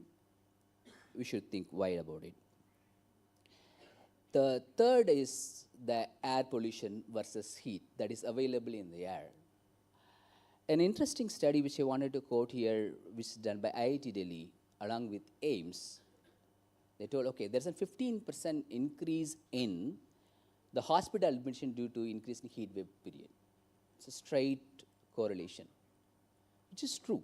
I feel the much more problem of a direct human is in this air pollution and heat waves, and which directly leads to skin diseases, directly lead to dehydration and death, and which affects people not going outside for work, trying to make them retain inside the house, which causes their productivity, cost, and impacts a lot. And I feel we should brand this heat wave issue as an occupational hazard for certain population, and this occupational hazard should be directly included into the labor department, and we should shout out loud in that angle too. And the fourth important point which I wanted to emphasize is not on the communicable diseases. It also leads to a lot of non-communicable issues like cardiovascular diseases that is directly leading because of heat waves, and we have mental health, which is now spoken a lot. We are, MSSRF is trying to do one project on impact of climate in mental health. And we also have skin diseases, we have natural nutritional deficiencies, a lot more. And this is, I think this is a right kickstart to do an vulnerable mapping, not only in the climate and also in the indirect impacts of climate towards human health, which may give us a better knowledge and give some actionable implementation to Akashji to put forward to the government. Thank you. Thank you so much, sir, for highlighting all of these things. So we do understand that there is an increased cost to inaction, and we have a lot of areas where we need to delve into much sincerely to look into all of these aspects of climate sensitive illnesses. I would like to now move to Dr. Ghosh. Sir, I would just like to ask you a little bit more about building healthcare resilient systems, and especially in low and middle income countries where we see, like in India, and India is to now also provide an example to a lot of South Asian countries here. What is a framework that is critical to build healthcare resilience, and what are the challenges that are existing in countries like us to be able to move forward with it? Thank you, Chehak, for this. First of all, I really wanted to take one statement from what Dr. Akash just now mentioned, that there are frameworks which are available, and these frameworks are global frameworks developed by global agencies. The success of these frameworks will depend on how we localize these frameworks to our context. So I will not be talking about anything which you do not know, because these are WHO frameworks, and I'll only be talking about them. The task is upon us to really localize and Indianize them, if I can say so. The first part of the framework begins with leadership and governance. This is critical to running any public health program, any program that touches upon human lives. So therefore, leadership and governance must be built. And we heard from Dr. Akash about how NCDC is really building this leadership and this leadership framework at the district level, at the state level, at the national level, and the governance framework. What we need to add to it also is something that, again, I will take Dr. Akash's name in every meeting that I've attended with him for the partners, is he makes partners accountable for the work that they do. So therefore, leadership and governance must come with accountability of the roles and responsibilities that each of the partners within public, private, non-governmental sector will play. The second part is about human resources, having sufficient and efficient human resources to carry out the task. Here again, there is something which I personally believe is missing, which is to create an enabling environment for the human resources to function, to look at their workload, their human beings, to ensure that they have the resources that they can access when they have to do their job. So it's not only about the sufficiency and the efficiency of the human resource, but it is also about ensuring that they have an enabling environment in which they can function. The third issue is about Health Management Information System, HMIS, in which I must say that in certain programs, we have done very well. Particularly, if I take the example of the immunization program, I see my colleague, Dr. another Akash Malik, sitting in the audience. When he was with UNDP, he had developed these frameworks with many other partners in terms of ensuring that there is a digitization of the information and action can be taken on it. In today's world, data is actually an acronym. They say that data stands for digitally accessible, timely, actionable information. We will have to ensure, just like what Dr. Akash was saying, Dr. Akash Srivastava was saying, is that we must have data that we have in time on which we can take action. And this can only happen if we make the data digitally accessible to all stakeholders that need to take action on that information which is available. The fourth thing is about ensuring that we have products, medical products, public health products that can be used for ensuring that the impact of climate change on human health is mitigated, is reduced, which calls for an increased R&D, research and development, in which again, we are very proud of where our country has reached. India has one of the best R&D in the world in terms of vaccines. India has developed one of the world's finest drugs, which are accessible, affordable, and available to all low and middle income countries. Therefore, our strength lies in R&D, and we must ensure that this full potential of R&D is released in developing products, public health goods, which will be available for mitigating the climate health impact. The next part is it is not just about developing and making them available. It needs to be accessible at the last mile. For that, we will have to build a robust supply chain which will reach the last mile, the last village, the people living in the last corner of India. So therefore, building robust supply chain would be one of the criteria for ensuring that we have a strong health system. And all of this, all the above that we have talked about, will not happen if we do not have the last pillar in our health systems, which is financing.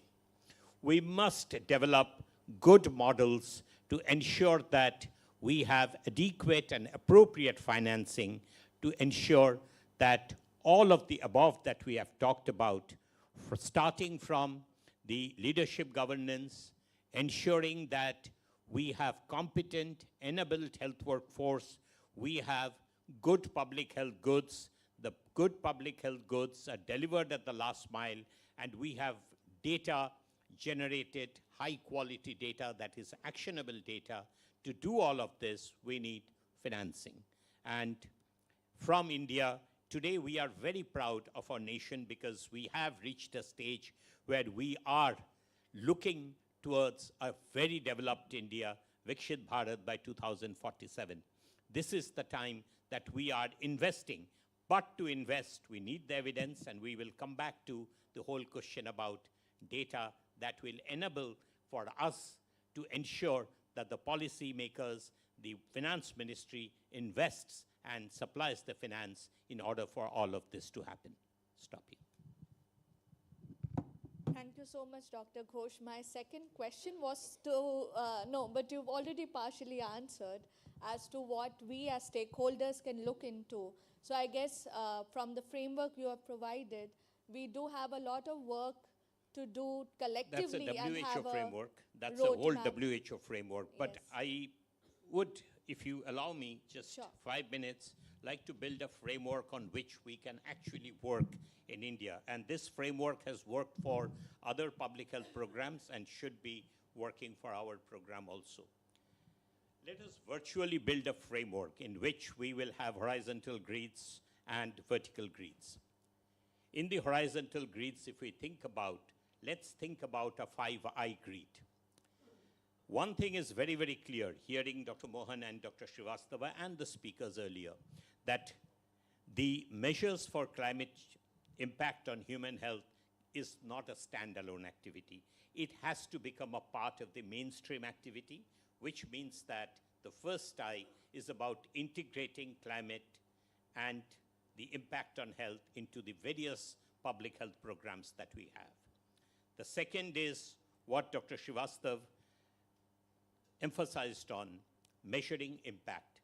We will have to measure impact at every stage in order to answer the question that what do we accelerate, scale up, what do we abandon, and what do we kind of ensure that we will be continuing to work on. The third I is about innovations, that we will have to bring new innovations, and we as India are champions of innovation, both technological and non-technological innovations, in order to drive the program. The fourth I is about the investment. We talked about financing. We must make evidence-based investment in sectors which will drive this. And the final one that I want to talk about, which we generally neglect, is about institutionalization of the work. This needs to be all of the work that we are doing. It cannot be in bits and pieces. It needs to be institutionalized. We know that in India, the government of India has identified NCDC to be the agency which will work for ensuring that the impact of climate on human health is mitigated and adaptation happens. And we need to all work together to ensure that we are empowering NCDC to take the right steps through the process of institutionalization of the evidence and the action. These 5 I's that we talked about are all in the horizontal framework. Now let us look at a few vertical frameworks, and let us call these vertical frameworks the E frameworks. On the E framework, the first thing that we need to ensure is that there is efficiency, which again Dr. Srivastav talked about, building capacity. We need to have efficient workforce in order to deliver on our policies, on our programs, on our practices. The second E is about equity. We know that climate change discriminately affects vulnerable population. Therefore, we will have to identify the vulnerable population, which we have been hearing from the morning, to ensure that we take the right measures to ensure equity. The third E is about evidence. We need evidence at every step, research at every step, to gather the evidence based on which we will work. And the final E that we will talk about is about ensuring that, and I'm very happy that a few days back, WHO came out with this guideline about compassion in health practice. If you have not read that, please do read that. That's a fantastic new concept that has come. And I want to bring out here the last E, which is about empathy. That in our program that we do, we will have to ensure that those who are making the policy, those who are designing the programs, understand the problem that we are trying to solve, understand the population which are being affected. And we can only do that by involving them in our policies and programs, and therefore empathy becomes a critical driver, vertical driver, to ensure that this framework is completed. Thank you. Thank you so much, Dr. Ghosh. It's good to have your acronyms with us to easily remember these things. And I think one of the key takeaways from this panel would be to have a kind of white paper written on this, so that we have our India framework where all stakeholders come together and have a roadmap for action. Thank you so much. Moving forward, Sarbjeet, I would like to ask from you, because you've been part of emergency and disaster risk reduction. So a question would be that climate extremes, including shock-based events and slow onset events, impact our health. What areas of synergy should there be built between disaster management authority and health department at various institutional levels to have healthcare resilience strengthened? Thank you. Thank you, Chair. And let me tell you, first of all, that you're doing very well as a moderator. So look forward to conversing more with the rest of the panelists. It is true that the frequency, intensity, and duration of impact of extreme weather events due to climate change, due to degradation of environment, are posing significant challenges to healthcare systems and other development systems across states. If you look at the post-disaster needs assessment done after 2018 floods in Kerala, the recovery needs of health sector were 567 crores. Post Feni cyclone in Orissa in 2019, it was 460 odd crores for recovery. Now, this might look like a small amount for if you look at the whole budget of health sector, but this is additional, and it has many other connotations in terms of capacity, capability to do recovery work. Are we accessing these funds adequately from Government of India, from disaster risk management system? I think this is where I think a lot can happen between the two systems, the disaster risk management system and where I work, and the healthcare system or health system where rest of the panel works. And to build these synergies, I think I have three sort of interrelated ideas to discuss with you. One is that both sides will benefit if we work together. Learn how to anticipate, how to build capacity, how to prepare and respond to climate related health crisis, uh, particularly from the point of view of saving lives. Health sector is always at the forefront of saving lives agenda post disaster, but they themselves alone are not enough. They know that. You need water sanitation, you need environmental health management agencies, and so on and so forth. That is where all these adjunct sectors of health can be easily coordinated by the disaster risk management function at the district level, particularly at the city level. That happens quite often, that disaster risk management system is involved in coordination, but you need to demand more of that. That's the first point. Second point, Dr. Akash spoke at length about his work. We all have been witnessing his transformation from where he was in 5 years, where he's come and where he's taken the climate change and human health program.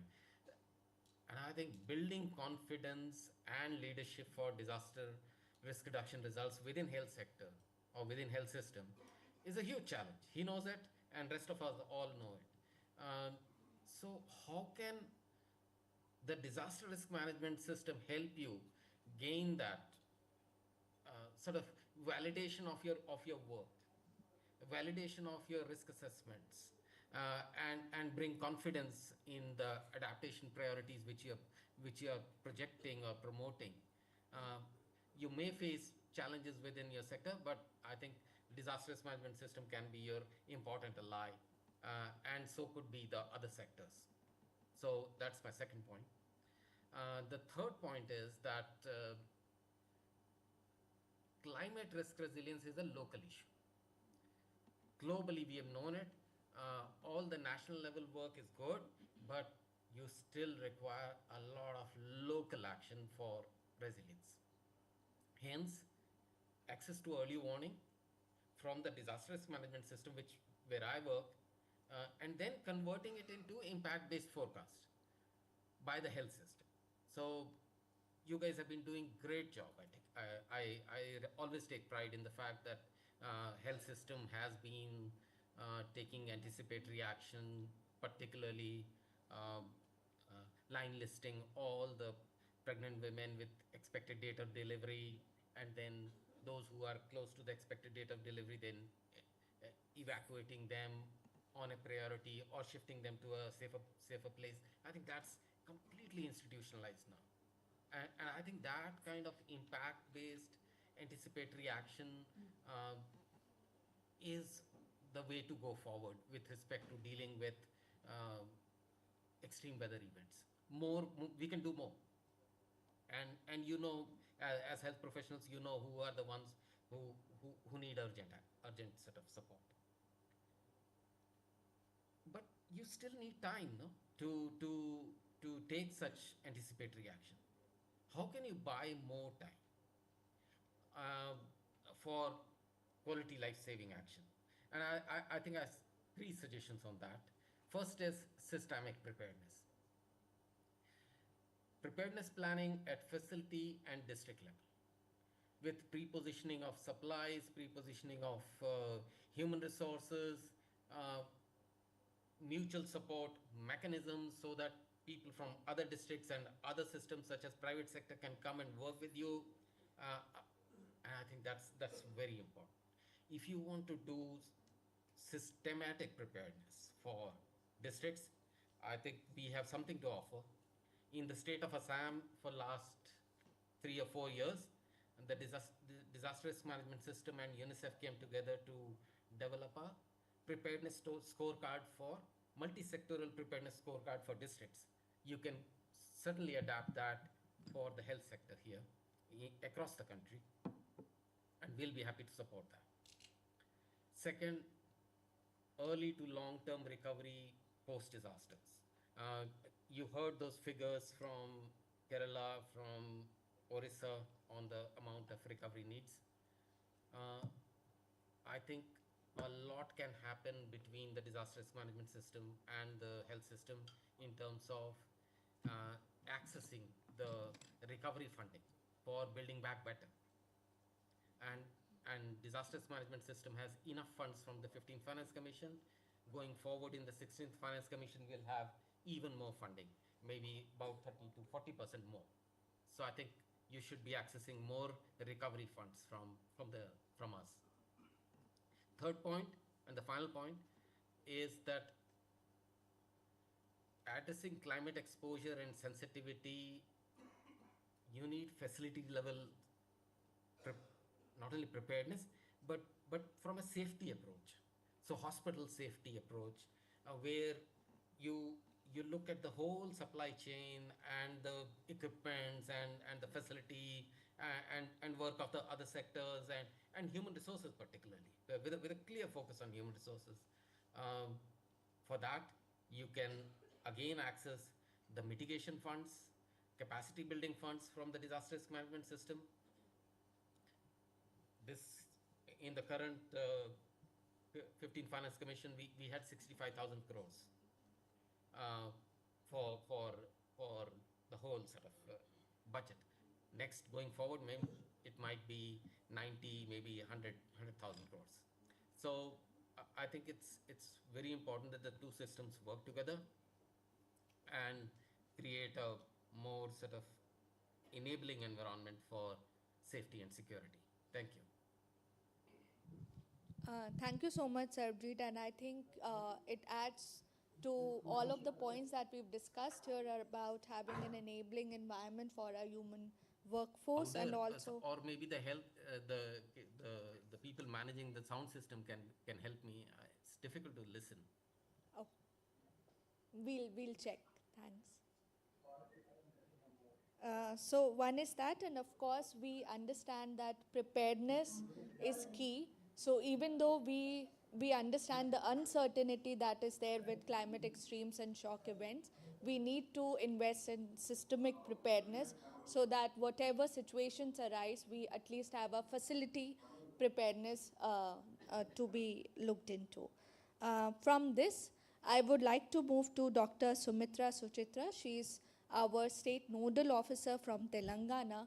And ma'am, I would like to ask you that from your experience, which information or what kind of communication is important to come for to plan resilience health systems, resilience timely manner and at the local level, and what gaps have you faced recently? And also, if there are any best practices that you would like to share from the from your experience. Thank you. So thank you, Chahak. It was great hearing to all the panel members who are telling about how the discussion was going and all. I was just hearing to it. So thank you for giving this great opportunity to me. So coming to the information, the communication system at the local level, uh, we think that maybe the data related to the local climatic conditions is necessary first and fore of all to have a prior information whether is this place prone for more of the floods or more prone for the heat summer waves, or is it for the air quality, or is it for heavy rainfall, or maybe the vector-borne diseases, because this is also one of the things which we should never neglect.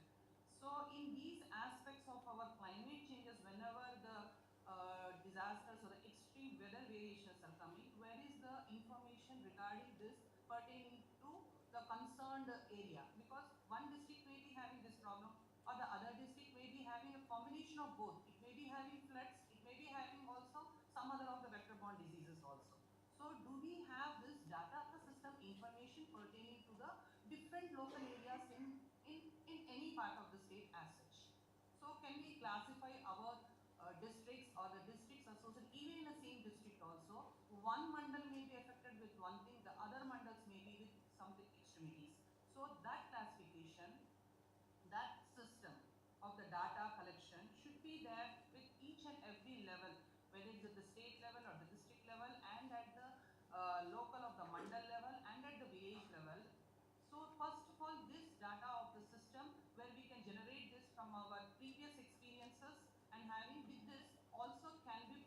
the future also. Yes, definitely if we are in association with our meteorological department, so what is the future? Can we predict what is going to occur? So I think this is the first and the foremost thing, even before we start for anything, where do we stand in our climatic changes of the historical, the weather patterns of each and every local area. Then once we know about this data system, then comes the second, our associations with all the other line departments. So where are their positions? Are we working in association? Because it is the teamwork which helps us out. So are we having a policy in place where prior we are having meetings where the concerned line departments are sitting knowing that yes, what they have to do at each and every level. Here comes the third aspect of the awareness creation. First, at our level, when we know what we have to do, then we can impart this awareness to the population or maybe to our health staff. This is what our panel member previously was also telling, where is the awareness in our general population. But even before we have to give the awareness to the general population, where is our meetings with our line departments? We are running on the same track. We know what to do. Yes, and then imparting this awareness to our community people, and also in between the policymakers and the local people, community people, we have in between our health staff and the line department. So even our health staff, what is their awareness? This is a second most important, and for this the health data is also required, because finally we have to know who are our vulnerable population, how many of the antenatal pregnant women we have, whom we have to take care, how many of the elderly people we have to take care. Yes, we have the portals for each and every national health program. Yes, we have our RCH portal, we have our NCD portal, we have our TB portal, Nikshay portal, everything. But do these portals speak with each other? Because it is the one person who is getting affected with all these things.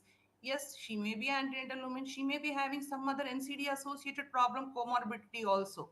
So first, these portals should speak with each other, and the health data pertaining to all our vulnerable population should be in place in all these vulnerable districts, local area wise, maybe village wise, so that the medical officer and all the line departments also have a data system in place. Then comes the third, comes our infrastructure related, our health capacity to take care whenever the problem arises, where we are going to shift these cases. Have we done the mapping, like which village is nearer to the which facility, the facility which is safe. Suppose if it is a flood area, where I have to shift, that mapping should be done prior. Secondly, if there are any power related problems, what is that additional measures we have for the power grid vulnerable backup power, what we have over that. So all these infrastructure related data along with the mapping of the facilities, this also is required as a part of our data system. In addition to that, we also require the population density in that area, all according to the age wise is also required. So I think this data system only when we have, and with the association with our line departments, each having their roles and responsibilities, we know at our level, then we are in a situation to communicate this awareness to our health staff people, and then in turn also taking the platforms of our VHND, what we have, this awareness should be created prior to this climate change variations extremities, the awareness to the local people can go. So this is, I think, the first aspect of what you have asked me, Chehak, like what should be the communication pattern. So right, it starts right from the policy making with the association of our data systems, what we have prior, or an understanding what can occur in the future when we work with our meteorological department, when we work with our line departments, when we work with our associated program officers or the joint directors who know when that program, what is the problem, how many vulnerable population are there, or how many air concerned population is there for whom we have to take care. Then comes the lastly is the awareness creation. Once that is over, can I know what was the next question, Chehek, if I... Ma'am, if we can pause here for a moment because we're actually running out of time, so we could maybe take some questions from the audience, and maybe then if there's some time, we'll come back to you. I think I answered the first aspect Very much. only, I think. Very much. Yes. Communication. That's okay. You want any of our activity which we have done Any example in the flooded area, very shortly? Sure, of course, please. Yeah, just very short. I won't take just 1 minute. I'll Sure, take. please, ma'am. We had recently last year we had a flood-affected zone in Bhadradri Kottagudem district where 7 mandals were affected.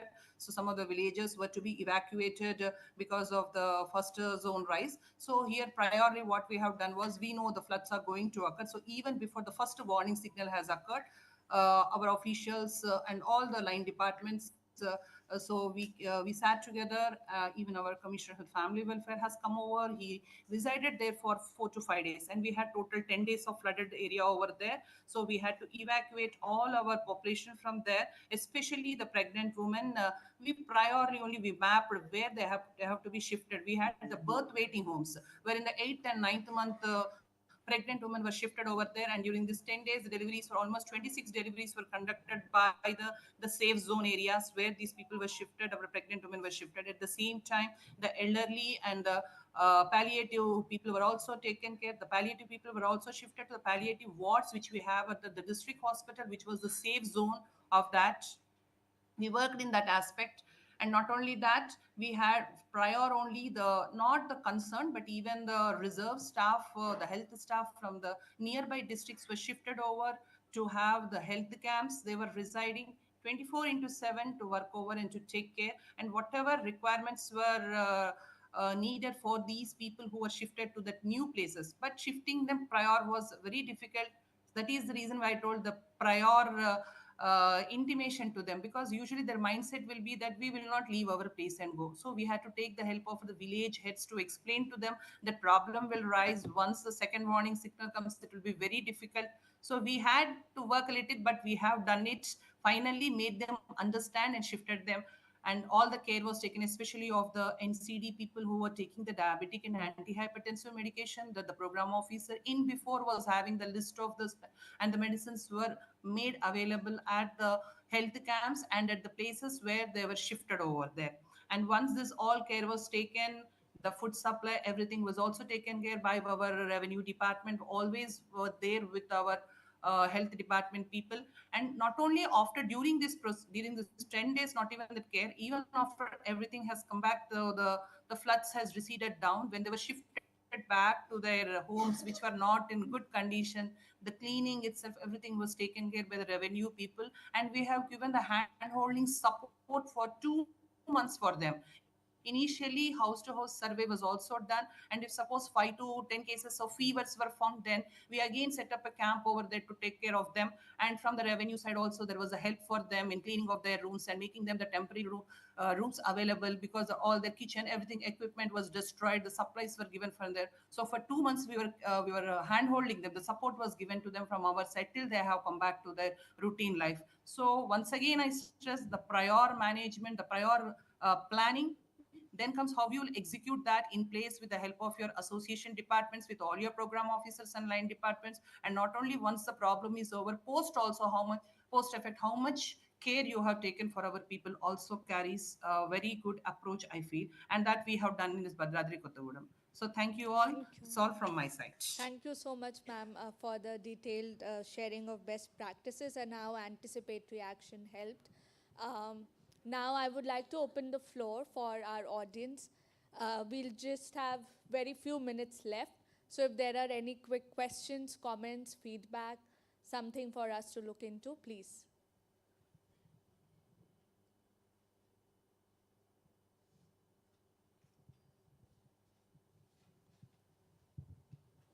Hi, good afternoon, everyone. First of all, thank you to our panelists here for sharing great insights with us.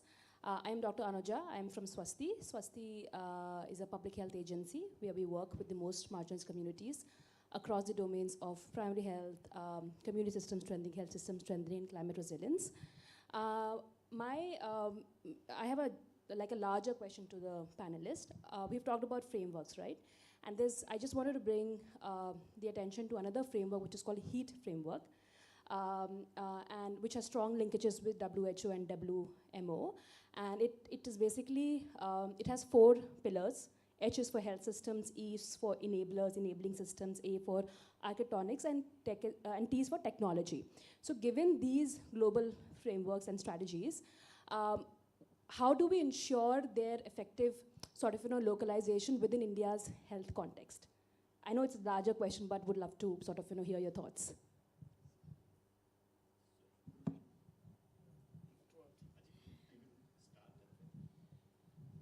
That framework is a very good framework. We know about that framework. Yeah. I think Dr. Srivastava is the best position to say this, but I'll just, talk about one acronym because Chehak mentioned about my acronyms.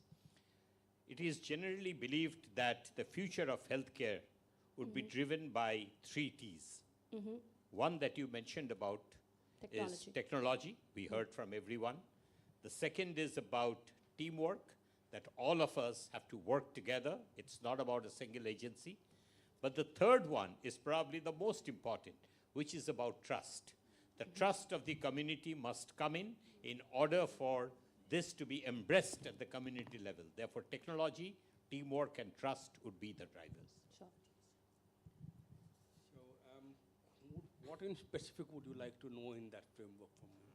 No, sir, just a larger question that how do we, because we talked about the global frameworks, right? We are referring to them. But do you have any tips or any strategies? How do we adapt them within our Indian health context? How to adapt? Localization. Yeah. Well, so the question here is, you see, if you're asking me about how to adapt to climate change or adapt a framework to Indian context? So these global frameworks, sir. You see, frameworks only provide us a general understanding of the components that we need to do, right? We only interpret that framework in using its elements to how we respond to a certain part of it. I haven't used the framework that you mentioned in exactly framing out my program, because we used what the WHO provided for. Sure. But if you specifically want to know any particular part of that framework which you wish me to address, I'll be, for example, if you were talking about technology. So in context of technology, Dr. Ghosh also said a number of times, I also said in my line, that technology is important because there are many solutions that we need which are unique to India to address the questions of India. Yeah. Technology that probably the West will not give it to us. We will have to think for our own self, because they don't have the same issues that we have. As I mentioned 2 situations about, I have people who belong to such socioeconomic strata who have to every day work themselves in conditions of extreme heat during the summers, or in bad air qualities in the days when in the plains we have bad air quality. These people have no solution but to follow the guidelines that have been provided for them to protect themselves. Those guidelines are of no sense because it compromises their bread and butter. Right. We have to think of technologies that help them adapt to this particular situation in effective, cost-effective ways. So that's what our technologies are. Yeah. Technologies also are relevant in context of how we share data. That is like building, he talked about HMIS. We are working on what we call integrated health information platform for sharing our heat-related surveillance data. So technology that helps us for everyone to share the data that they have and to analyze the data for making sense out for us. So technologies can be used in various sense, but all of them would be relevant also in the context of climate change and health in various ways. Thank you so much, sir.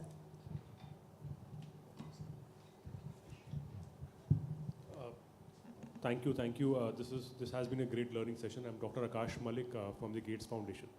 Not a question, but a submission to the eminent panelists is very soon we'll be expecting the NFHS 6 survey, which will give us an insight into the impact of one of the biggest disasters in recent history, that is COVID. So, and that will give us in detail which health indicator or which health aspect has been impacted more, not only at this national state, but also at the district level. So will we be using that data to plan for future disasters as well? Because that will also help us delineate which are the hotspots in terms of the national and the district level. Secondly, I think as a policy level change, will we like to, because again, these kinds of studies which are very important are very resource intensive. Will we like to, as a policy change, like to include some indicators into the future NFHS survey so that we tend to get what the preparedness level is at the state and the district level for various climate disasters which we might anticipate in the future?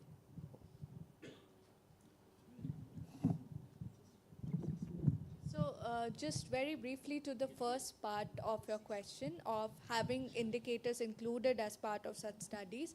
So we do look at this not as a one-time exercise. This is a dynamic study that we would like to continue on a regular basis. So we also have way forward along with doing deep dives in a couple of districts. We also have the work plan to have a dashboard where all of the data comes together and can be dynamic in nature and can be pulled up and updated on a regular basis. For the second indicator question, sir.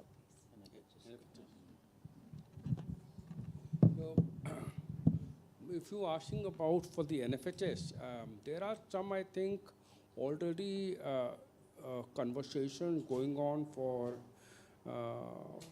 making use of information that are relevant to make a broader sense of impact. The previous conversations that were held about how do you understand how the Indian population is exposed to household air pollution was addressed through bringing out indicators for many surveys. And that's when NFHS was also asked to rope in indicators related to exposure to household, exposure to fossil fuels, right? So those type of questions which are not easy to address through other ways may be possible to address through these such surveys such as NFHS. And also, see, the problem with how climate change impacts human beings is that there is not a very straightforward connect. So it's a very complex connect, right? So when it's a complex connect, you want getting answer for one particular question doesn't answer your, the real thing that you want to know. You have to understand the exposures also. You have to understand the health outcomes also. In direct or indirect ways, all these health outcomes, whichever you may study in any survey, is some way or the other also going to be impacted to climate change. So if there are some things that we are not able to assess easily, then that we can think of how to bring them into survey. I just gave you an example of how talking about fossil fuels is there, because it was very difficult otherwise to measure it. Thank you, sir. So I think we would like to close. Okay, last question, please. Hi, everyone. My name is Dr. Kajok. I'm from Japaigo. So just a last question from my side. So now since we have a lot of data on which are the high and very high risk districts, how do we plan to proceed in terms of solutions? Do we come up with a package of targeted solutions or interventions, or are we going to use a blanket approach? Also, how does this data feed into our district action plans? And do we have plans of directing additional funds or HR to these high risk districts? This is open to the panel.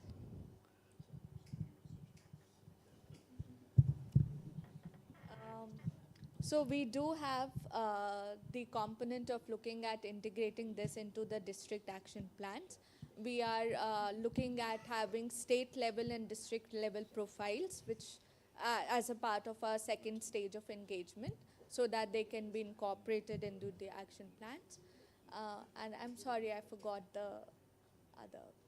Human resource and finance.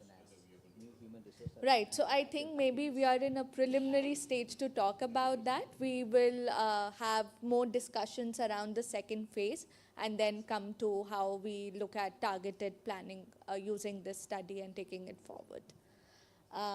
So with this, thank you so much to our panelists and all the patients that for joining us today. And we do have a lot of work ahead of us, and grateful for the report to provide us this platform and the starting point of discussion. Look forward to the next panel. Thank you. Thank you, everyone. Thank you, Chehek. May I request you to just stay back for a minute for a group photograph? Maybe have our online panelists as well on the screen.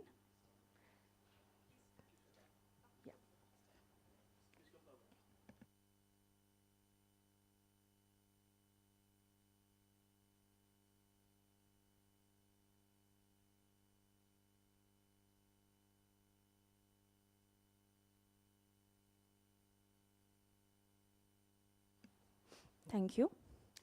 We now move to our next session on risk-informed decision-making in the health sector, the role of public and private sectors. This session will explore how both sectors can collaborate to ensure climate resilience in the healthcare sector. To moderate this session, I would like to invite Dr. Vishwas Chatre, Senior Program Lead, Climate Resilience Team at CEEW.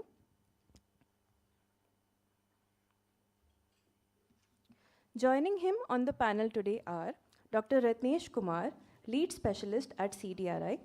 Dr. Ratnesh leads the health sector and knowledge management programs at CDRI. His expertise includes research, infrastructure resilience, post-disaster needs assessment, and project risk assessment. At CDRI, he has led global initiatives such as the CDRI WHO program on resilient health infrastructure. Next, we have Dr. Sanjay Patan Shetty, Director and Professor, Axel Price Institute of Public Health, NIMS University, specializing in health policy and governance. Dr. Sanjay, currently working as a professor. He is one of the organizers of the World Health Summit Regional Meeting 2025. Next, we have Dr. Ranganai Matema, immunization specialist at UNICEF India, working on improving vaccine accessibility in vulnerable communities. Dr. Ranganai is a national of Zimbabwe and holds a PhD in public health from Walden University, Minnesota, USA. She began her profession with the Ministry of Health and Child Care and worked on numerous roles for 20 years, but primarily focusing on primary health care. Lastly, we have Mr. Madhav Joshi, CEO of the India Health Fund, driving innovative financing solutions for climate and health adaptation. He will be joining us online. Dr. Madhav works for the India Health Fund, a catalytic fund from Tata Trusts, which de-risks the development of science and technology-based innovations for communicable diseases, develops partnerships in India and other LMICs to scale these solutions, and collaborates to develop financing mechanisms for development and scale-up. Please join me in welcoming the panel. Over to you, Dr. Vishwas.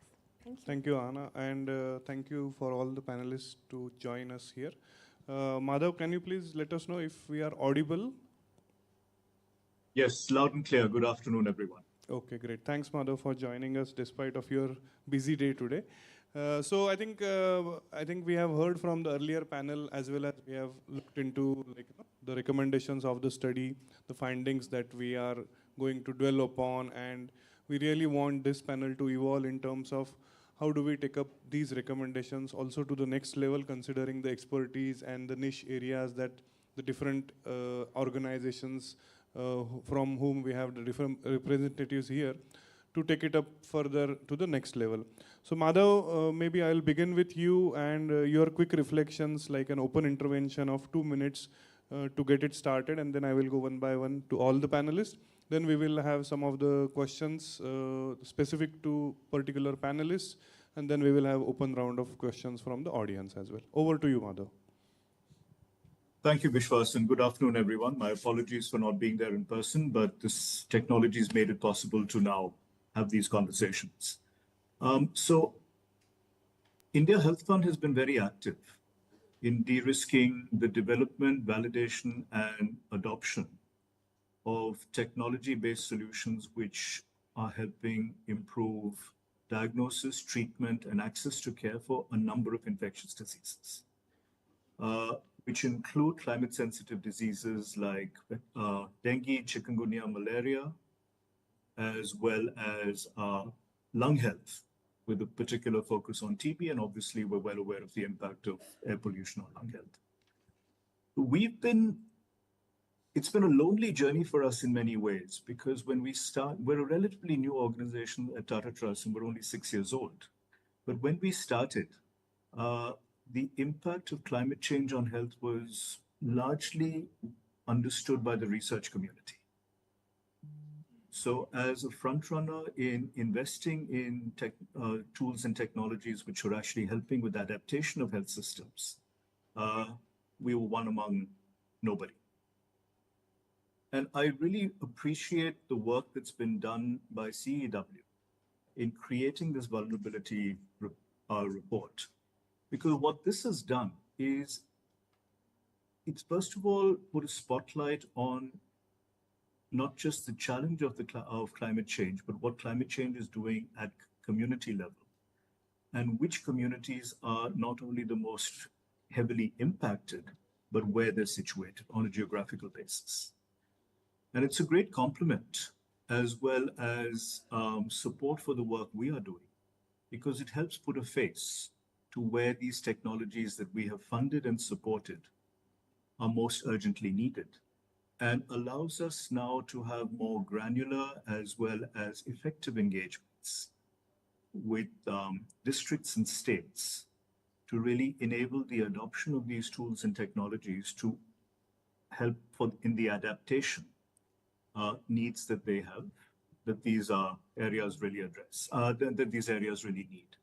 So I think from that point of view, there is great complementarity, and I think an excellent piece of work that's been done. And as an organization that is really focused on de-risking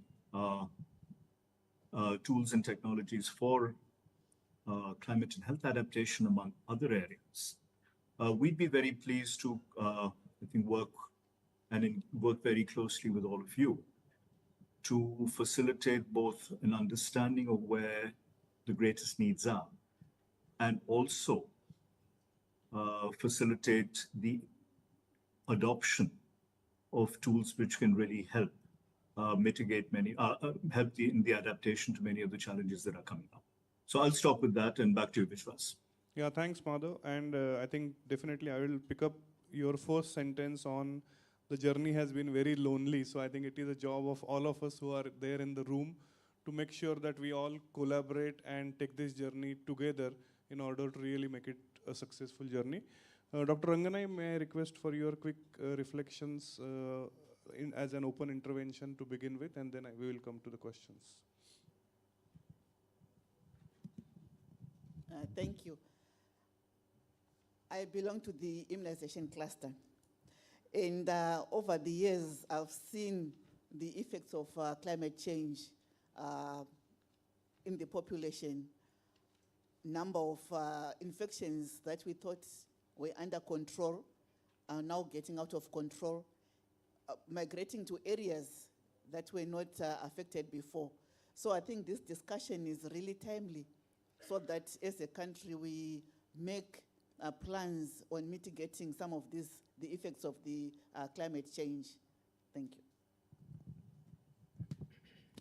Thank you, Ranganai, for your introductory remarks. May I request now Dr. Ratnesh from CDRI for his reflections?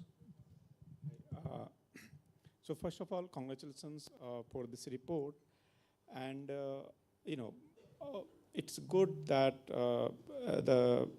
this question that how India can make the health sector resilient is the one question which have been like the health team at CDRI has been working on since last 2.5 years. So my background is civil engineering, so I'm not a health professional, but it has been opportunity to work on health sector.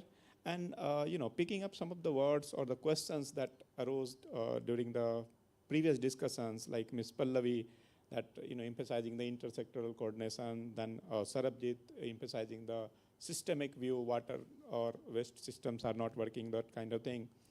And then lady from Paigo, that how what are the solutions to do that? So how to build the resilience? So this is, we are trying to, at CDRI health team, we are trying to address those questions, and we are working with WHO and a number of other organizations. And in this, our focus, given the niche area of CDRI on infrastructure resilience, we bring the focus on infrastructure component of the health system resilience from the WHO framework. And this is where we have been working, and we'll have, as we go forward, we'll have more opportunity to, share details about it. Thank you, Dr. Ratnesh, for highlighting that. May I request now Dr. Sanjay for his quick reflections? Thanks. I think coming from a university perspective, the education system should become system-specific, not issue-based. I'll talk more about it during our conversation. Thank you. Sure, thanks. And maybe you can hold on to that mic, so I will begin with you, Dr. Sanjay. So I think, we heard that there is an important role of research in trying to bring together different pieces, especially when we talk about the silos on, say, health sector, trying to understand the impacts of climate change, whereas also climate change adaptation sector, it's not a sector per se, but an area of climate change adaptation, trying to look into what are the different impacts of climate change on health sector. So with that, I would like to ask you about the role of education, or especially in the public health sector, in addressing this gap, and how do you see some of the measures that we have to take in order to evolve further in this space? Thanks, Vishwas. See, from a dimension of education, if you only look at, the dimension is simple. You start education programs, deliver that, evaluate, and stop there. But the dimension we are talking about is climate change and health, which is very holistic in nature. It's not one specialty, but it's a multidisciplinary processes and products have to come together. Most of our systems are issue-based. Policies are sector-specific, but the problems are intersectoral. We need to really look at what and how we need to bring different education programs together. That's one dimension where we look climate as a holistic education program, but not one specialty looking at it. When you say health system to be climate resilient, the other side we need to look at is how do I make other systems resilient so that the health becomes resilient. So the dimension, the way you look at, the perspectives are quite different. If I don't perceive this as a problem, I will never start any intervention or investments in that. So what's the perspective of different systems which are influencing health? What do they think about climate? I think that becomes extremely important from an education point of view. Now is the research. When you talk about evidence, evidence is one important entity, but it's not the only entity to influence policy. Because you have interlinkages, you have external influences, and you have a political context. You have a content for research, but the context matters. Actors and sectors will matter whether I will invest in this area or not. So evidence to policy translation, which we need to work on as universities, I think a dimension to this is extremely important. For example, study was done in 2022, which reported 67 to 69% of the medical college institutions are not having climate curriculum. One dimension is, okay, we don't have curriculum, okay, we'll start the curriculum. But if the other dimension, when you look at, you already as a medical student, you have close to 27 to 29 subjects to study, where there are still unanswered problems yet. And now we are talking about digital education, climate education, the newer aspects. How do you integrate this in a system where mental health of the medical professionals or health science professionals is not compromised? I think we need to see from different dimensions when we see from a policy lens. So I stop here. Thanks. I think I have picked up quite a few keywords from there, but really thanks for highlighting those. I mean, the need for looking into actors and sectors, whereas also context versus content is also equally important. And I think, I mean, you really opened up the box of in terms of like, all the sectors need to work together. And I think, I mean, immunization is also an important aspect in the health system. So with that, I would request Ranganai to focus on these two questions of, I mean, at UNICEF also, how the immunization programs being adapted to address the challenges posed by climate change, particularly in order to enhance the reach to the vulnerable population. And also the impact of immunization program that you might have documented in the past, how they have been evolving, and what are some of the new strategies that you are taking up to make them more successful. Thank you. Some of the impacts of the climate change have already been discussed, but for immunization, we're also looking at the shift in the distribution and prevalence of vector-borne infections, waterborne infections, like malaria, dengue, cholera. There is a shift. Like for malaria, areas that were not affected before are now being affected, and there is an increase in incidence. And for cholera, the same thing. Dengue, the same thing. We were informed in earlier presentations that there's going to be an increase of 23% in dengue.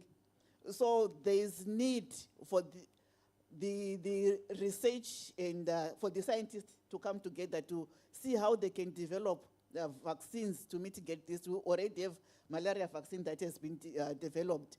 And I know that there are clinical trials in India on the dengue vaccine. And the cholera vaccine, the last I read about it, was only effective for 6 months. There is need for longer effective vaccines. So this is one area where the immunization program should adapt to the climate change. We also have other impacts, like when there's drought, there's increased malnutrition. And when a child is malnourished, that affects their immune response after vaccination. So there's need for the immunization program to collaborate and integrate with nutrition programs to ensure that children are well nourished and their response to immunity is increased. We have, I know India has states where there's flooding, where there are landslides. In such cases, there's difficulty in accessing immunization services. How should we adapt? We need to identify areas, high areas, where we can now shift our services to. And the communities are aware of such areas, and they know that when there is flooding, we go to such an area and we can still access vaccines. Where there's drought, I'm not sure about India, but in my country, when there's drought, there's shortage of water for domestic use, and women now walk long distances to find water. That affects their ability to bring children for vaccination. So there is need for the program to adapt to such incidences. Where there is landslides, flooding, the private sector, I'll answer, integrate the two questions. The private sector can also support, if there is a private facility that is high up there, can it help the public sector to provide services to the community, rather than saying they have to pay or something like that. There is need for that collaboration between the public and private sector to provide services in case of emergencies. We have the migrant and displaced population. There is also need to plan for them. It's not only for economic reasons that people are migrating, they're also migrating because of climate change. So how do we provide services? The program has to adapt to ensure that those people that are on the move have access to immunization through either mobile clinics, through either, if we know the route that they follow, transit vaccination points have to be established. and also flexible vaccination sessions. We have heat waves, and when there is extreme heat, no mother is going to visit a health facility to vaccinate the child. So can we have vaccination sessions during the evening or night? In my country, we have a sector called the apostolic sect that refuse vaccination. But some of the mothers do want to vaccinate their children, but they don't want to be seen by the community.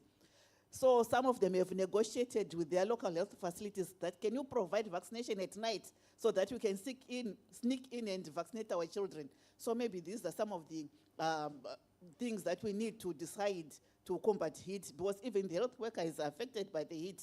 So if we have our services programmed in such a way that we set different time sessions for that. Mental health issues are not just because of other reasons. The climate change is also affecting mental health. And this is not only to communities, but to health workers as well. So we need to identify how we can strengthen mental health programs to mitigate matters, because this affects their decision-making process to vaccinate, to have a child vaccinated, so that the immunization program has to adapt to or even work with other programs to ensure that mothers' mental health issues are taken into cognition. And we have a vast network of private sector in India. They, through their community social responsibilities, they can also provide services pro bono to the communities, especially due to climate, when there is movement due to climate change. Monitoring and monitoring is very important. Surveillance to see whether there is any change, like in infections, so that this data is used to plan for the future, to predict future pandemics, so that they already have plans in the country at state, district, and community level. But our plans should not be just at state and district level. The community has to be aware of how to mitigate climate change challenges that they face. We have local structures like the panchayats, we have mother self-help groups. They have to be informed of some of the challenges that they can actually mitigate. Some of the communities have actually ideas on what to do when they have faced such challenges, and we need to tap into that local knowledge to mitigate effects of climate change. Thank you.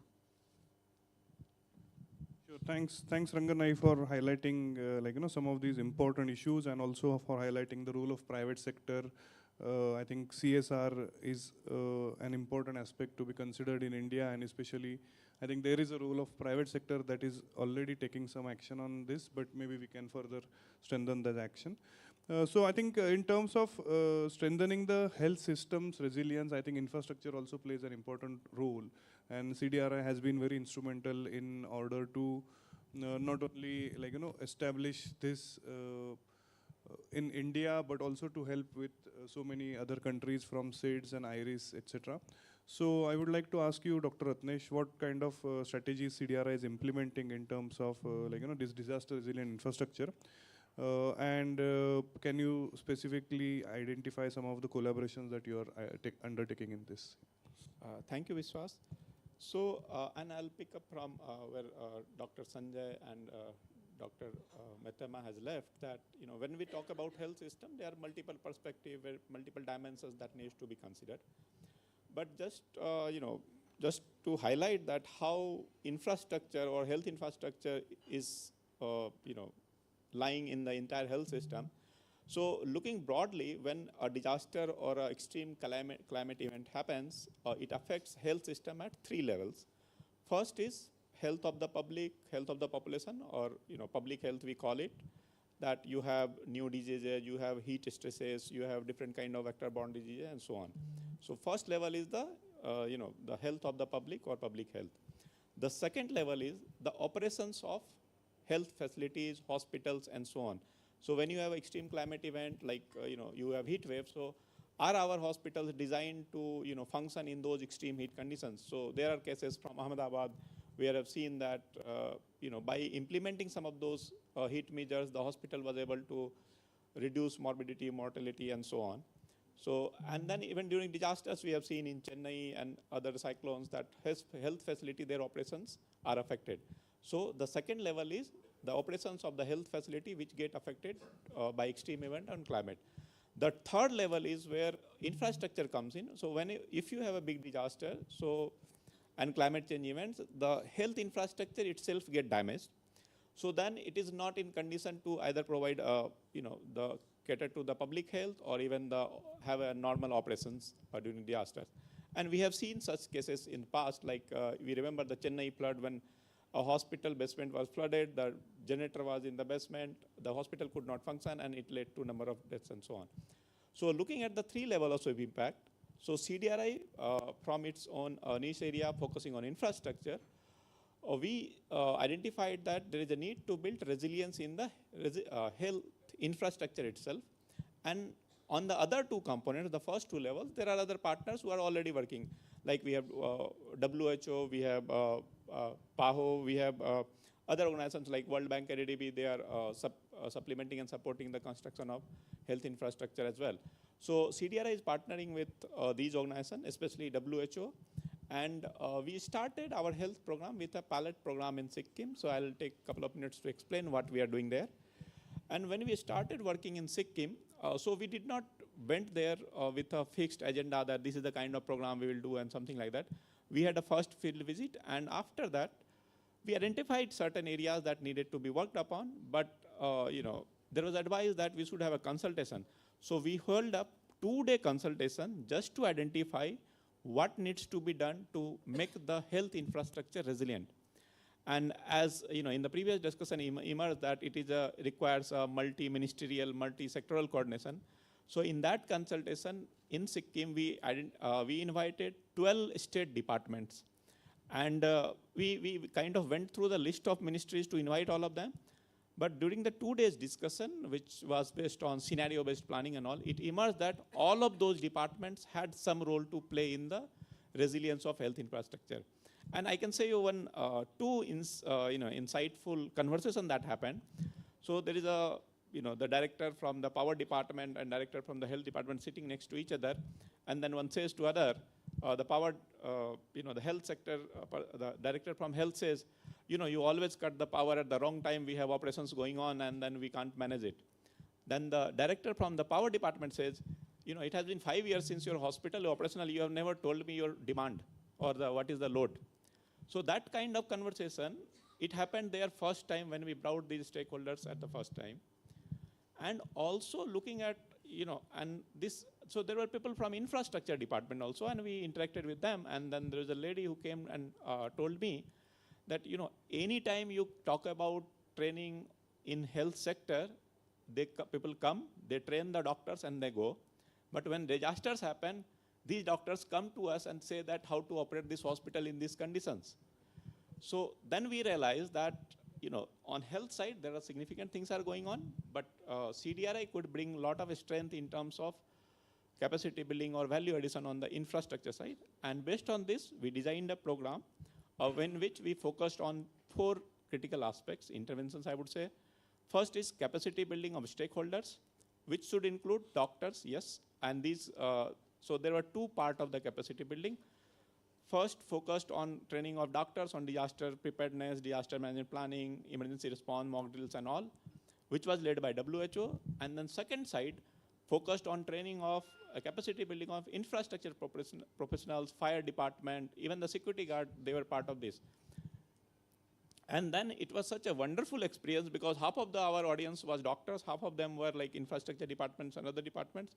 And it actually let them understand the critical role of each of them in the health system or micro level hospital system to understand how their roles are important during disaster, how should be trained. And and then first was capacity building, second was risk and resilience assessment. We carried out certain assessment. This report we could not carry out intensively at this scale, but we carried out at the asset level, which was again provided a lot of measures which hospitals could implement by themselves. And then third was obviously the technical support in terms of helping the hospital develop their disaster management plan. We all know about it, but we added a resilience component to that. So we call it Hospital Disaster Risk Management and Resilience Plan. And at the fourth level, we brought all these lessons that emerged through various, various conversations, workshops, and trainings into a policy recommendations. We are drafting these documents. However, in the process of these 2.5 years in engagement with Sikkim, we have seen a number of impacts. So some of the impact that has happened in Sikkim is like,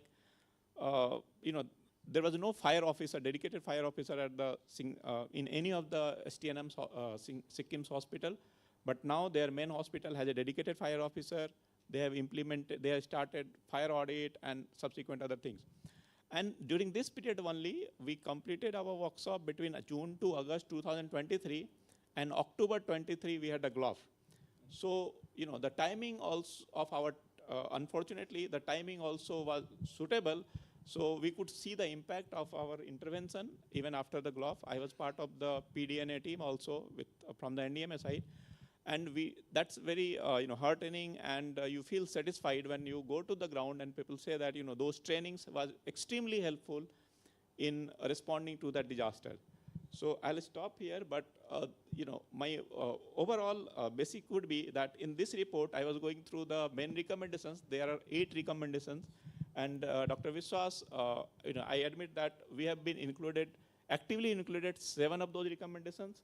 8th is also touched upon, but that's a good report to go through, and thank you. Great. Thank you, Dr. Ratnesh, for giving us a flavor of how this work could be taken up at the local scale, and especially Indian Himalayan states have their own vulnerabilities in terms of getting impacted by various climate-induced disasters.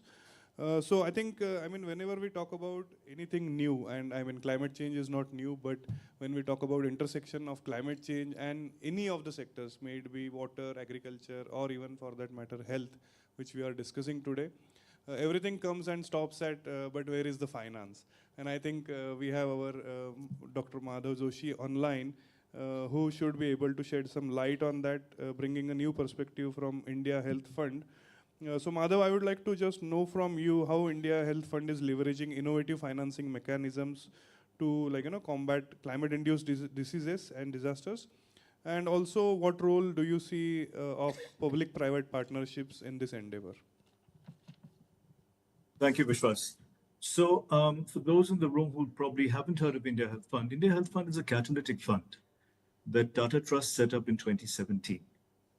And the origins lie in the Trust's view that achieving the elimination goals for communicable diseases, which India had espoused and are also very articulate in the Sustainable Development Goals, would be very challenging relying only on programmatic approaches.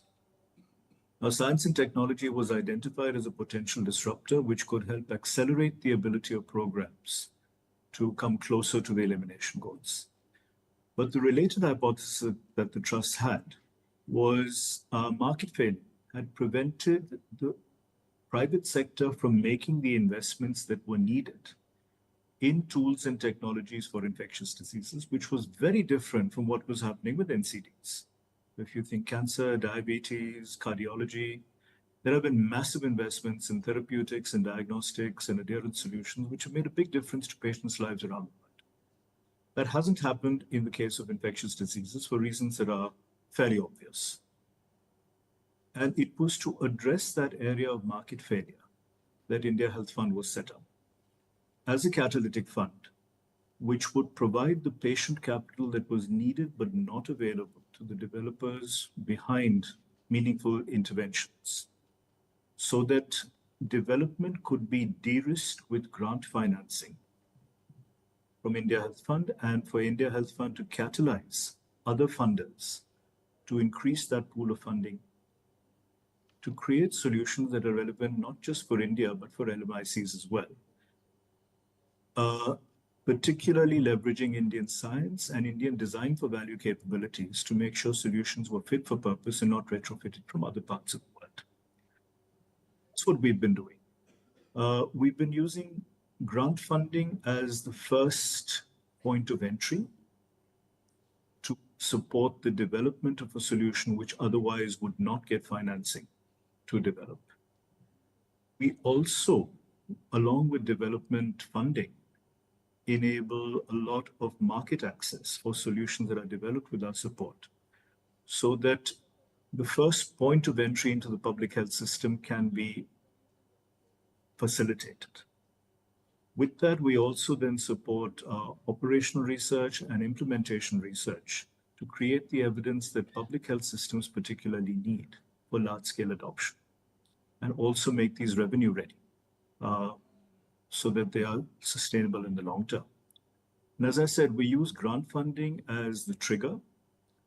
As solutions develop, we have found that we have been able to enable concessional debt, particularly using blended finance instruments that are available, but are typically available for solutions that are at a slightly further stage of development than where we come in. So we're actually catalytic in enabling that journey.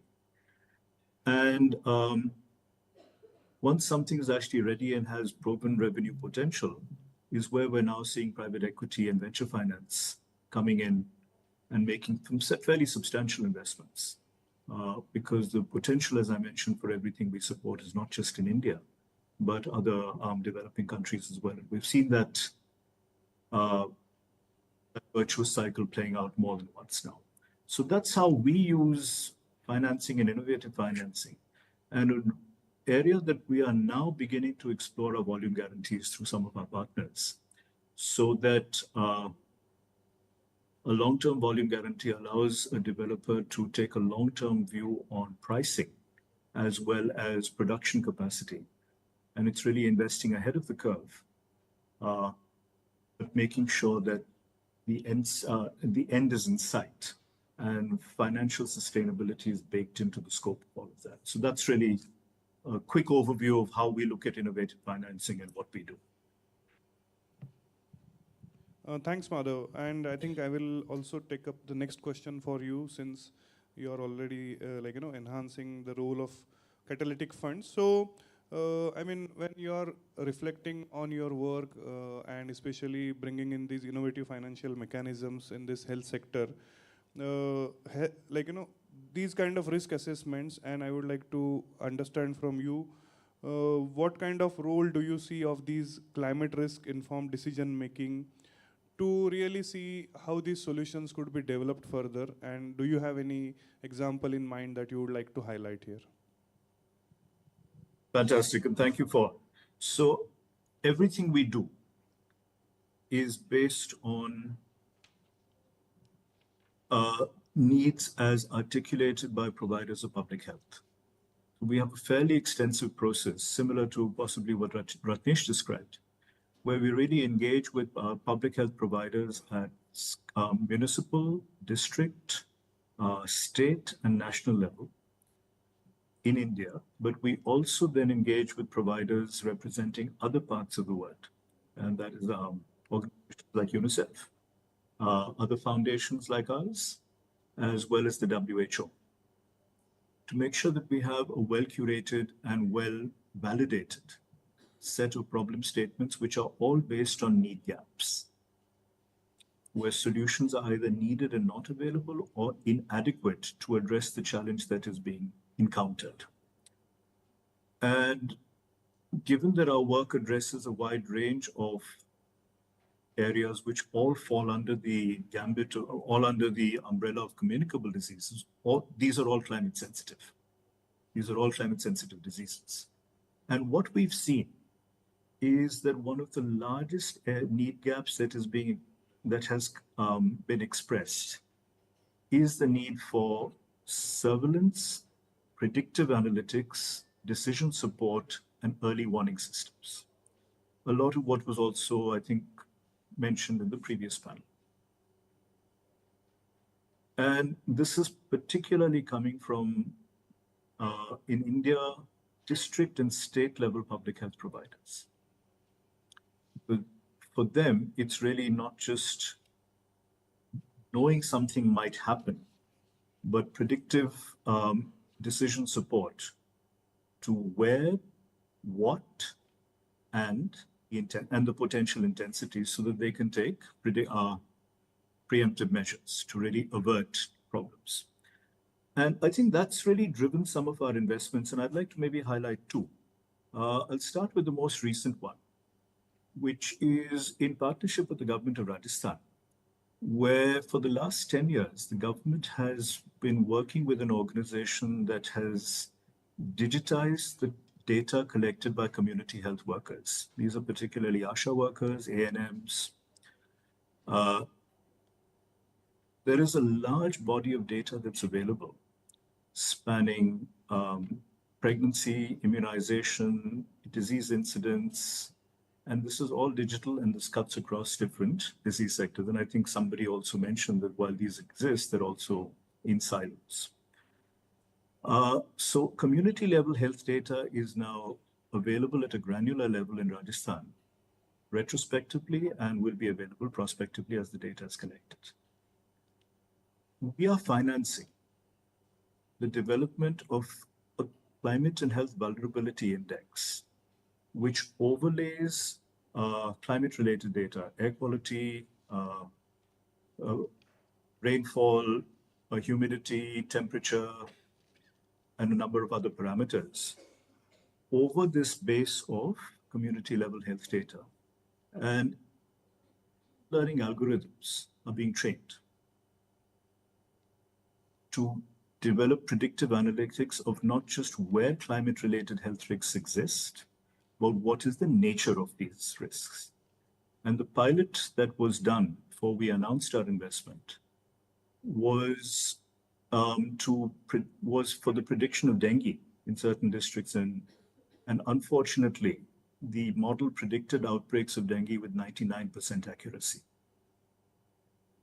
I think that's what led many of the district level officials to also mention that had they had this earlier, they could have taken preemptive action in the areas that were affected. So this is something that we will be co-developing with the government of Rajasthan. The platform is already being rolled out in Maharashtra and Karnataka. So once the development and validation is done in Rajasthan, it will also be scaled up in Maharashtra and Karnataka. And I was interested to see that your climate vulnerability mapping has identified these three states as high risk.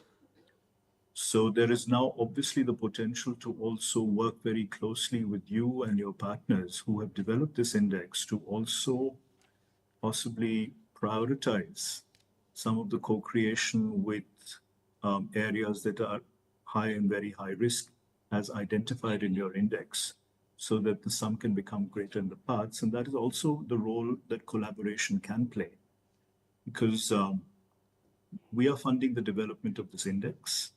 One of our partners is funding the rollout across these three states that I mentioned. And there is obviously the opportunity to go well beyond 3 states of the country to not just cover the whole country, but also apply this for other countries that need a similar solution. So I think that's one example. Another one, which I'll mention very quickly because I don't want to hog all of this conversation, is we have also been financing the development of a surveillance solution for vector-borne diseases.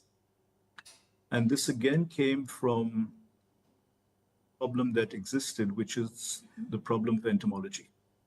For those of you who don't know, this is something I've learned. There is the surveillance of vector-borne diseases done by entomologists who actually go out, capture mosquitoes, bring them back to a lab, evaluate them under a microscope to figure out what pathogens they're carrying. It's a time-consuming, labor-intensive, complex exercise, which is heavily constrained by limited entomologists. So a lot of this data is available well after disease is struck, if it is available at all.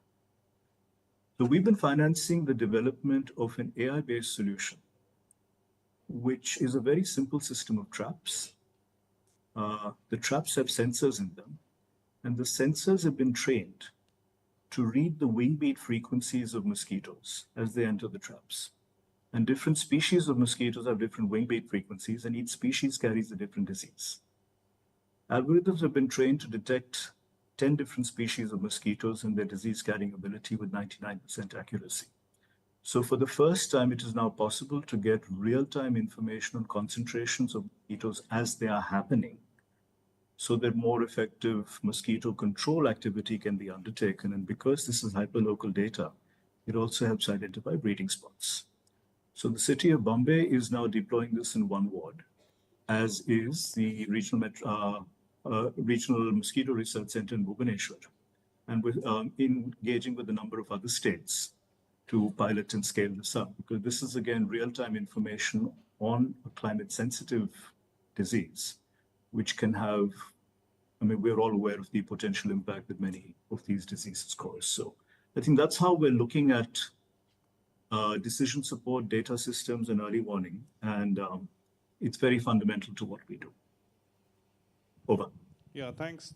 Excellent, Madhav. Thanks for highlighting these points and also highlighting the role of microscopic data. Like, when we talk about there is lack of data, but really heartening to see that there are some efforts already to look into these kind of micro scale impacts as well as trends and patterns. And I think you highlighted these 4 needs, right? Need for surveillance, predictive analysis, decision support, and early warning systems. And I will just pick up those points, and I would like to ask Dr. Sanjay, bringing the perspective from academia, that what kind of collaborations do you see between academic institutions and policymakers? And if we could reflect on this topic of advancing climate resilient healthcare systems, but on the background of some of these needs that Madhav has already established. Yeah, excellent, actually. I think these are the 4, that's what I mentioned when I started. Competency-based education in climate health is required. Identify key areas where you want to train health professionals in these 4, enable that system and do it. You can't do it alone as an institution. This is where a practice-based education comes into it. I think India has created that ecosystem where professor of practice, can now join universities and engage in teaching programs. Institutionalization of this entity is very much needed. Constant engagement in these key areas. In addition to industry, I say, in particular, the think tanks like yours have an institutional collaborations, engage students, create internship programs, articulate very clearly these are the 4 areas we are working on, involve them in these reports, create value-based education systems for them. So in short, value-based education, competency-based education in key areas, so that what they are studying, this becomes an enabler, but also this enabler is linked to institutionalization of the job prospects they will have later.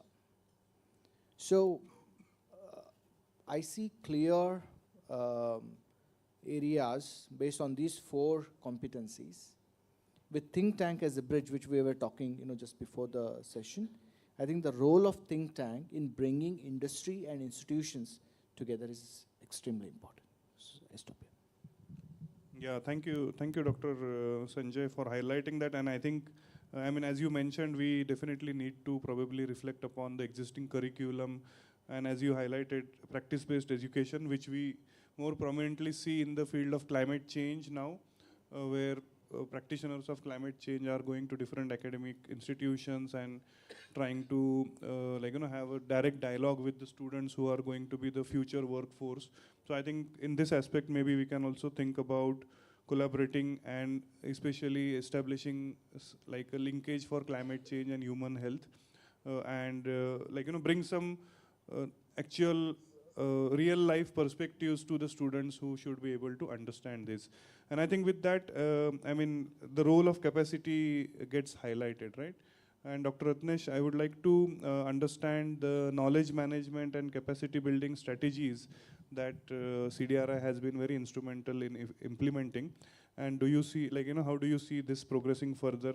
And any, any thoughts on any future capacity building programs that CDRI is planning to pursue and should pursue in this space? Thank you, Vishwas. So obviously for CDRI, it's an international organization, and research, knowledge management, and capacity building is a set of our value proposition, and others are like technical support and advocacy and partnership with the governments. And for CDRI, even though it's a new small organization, our mandate is now roughly to 44 countries who are our members. And in terms of some of the examples I can give related to knowledge management and capacity building, and as sir highlighted that the practice, the importance of practice, the importance of teaching being delivered by practitioners. So in that aspect, CDRI is promoting a number of community of practices, community of practitioners.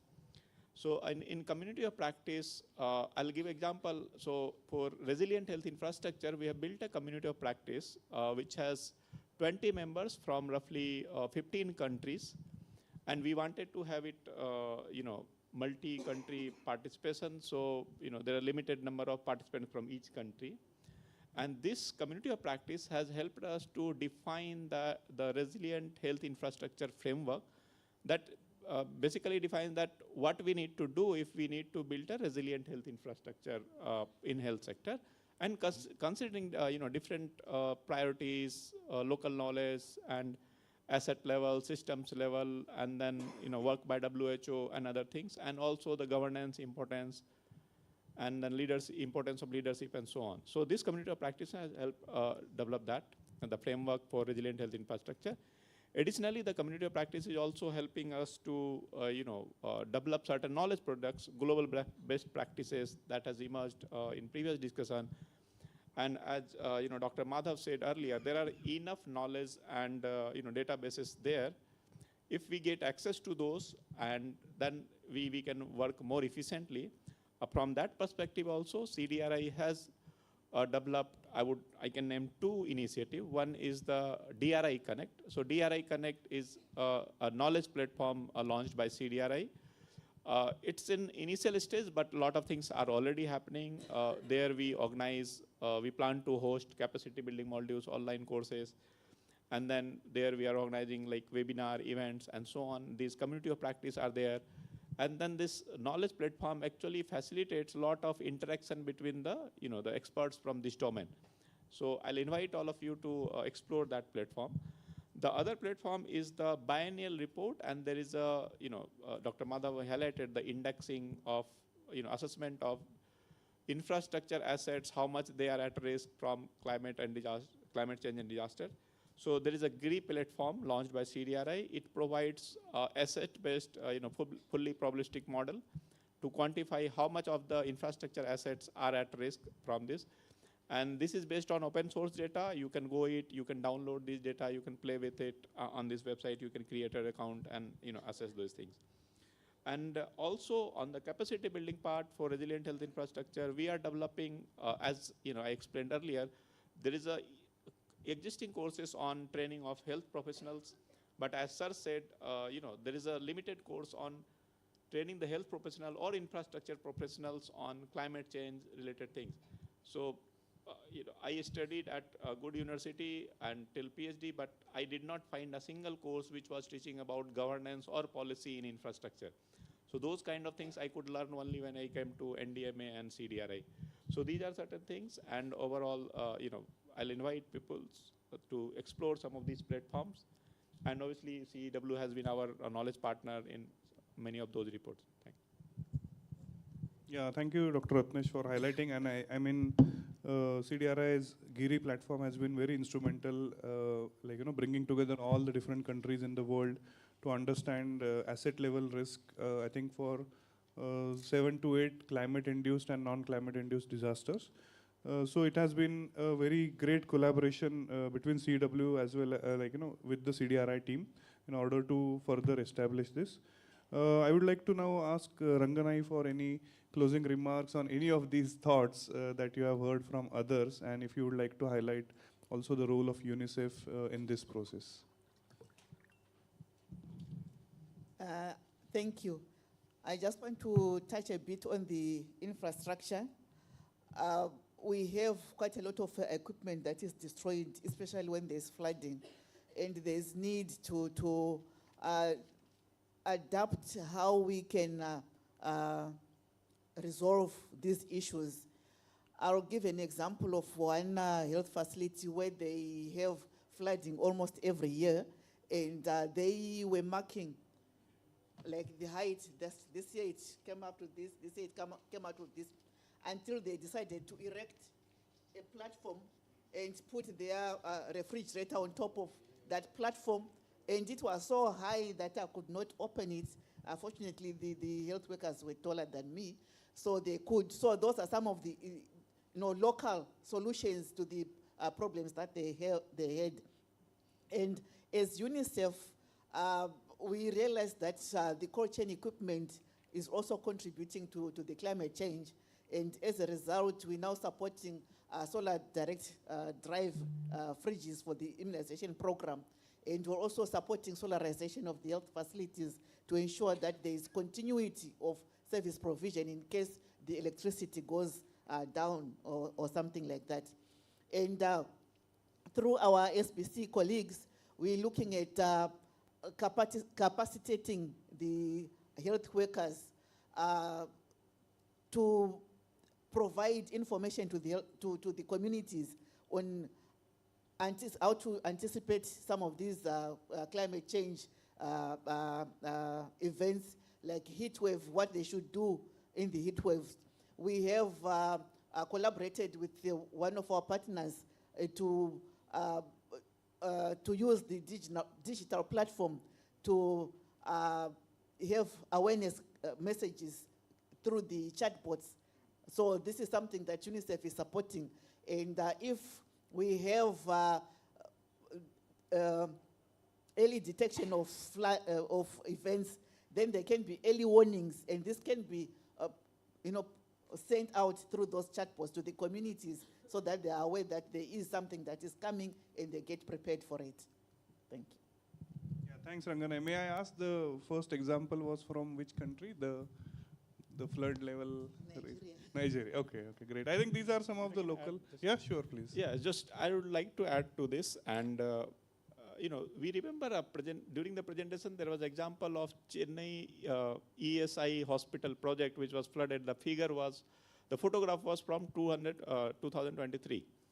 Now, as a part of my PhD, I had studied this same project in 2016. 2015 flood, everybody knows. In 2015 Chennai flood, everybody remembers. So that flood had caused a delay of almost 5 to 7 years to this project.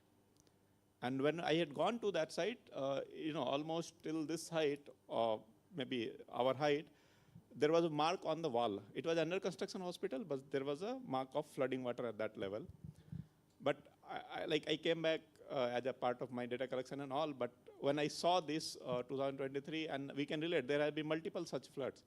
So one thing that can be covered in this, the study that CEEW doing is that when you are covering so many districts, you will have these kind of stories that where we have kind of ignored the lessons. So in 2015, the under construction hospital that flood, so ma'am, as said, raising certain level or taking certain measures could have solved the future problems.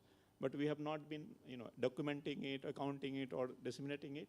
Maybe as a part of this study or future studies, those examples can be listed. Thank you. Sure, thanks, Dr. Ratnesh, for highlighting that. I think lessons learned is, of course, an important part of research, because those things which have been highlighted but not really, some action has taken on that, will lead to some kind of maladaptation or some kind of disaster.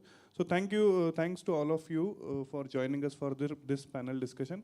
Maybe we can have 2 quick questions, because I know that it's already 15 minutes past our time.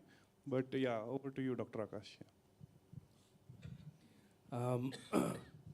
So, Dr. Ratnesh Kumar, I'm impressed with what you've done in your organization.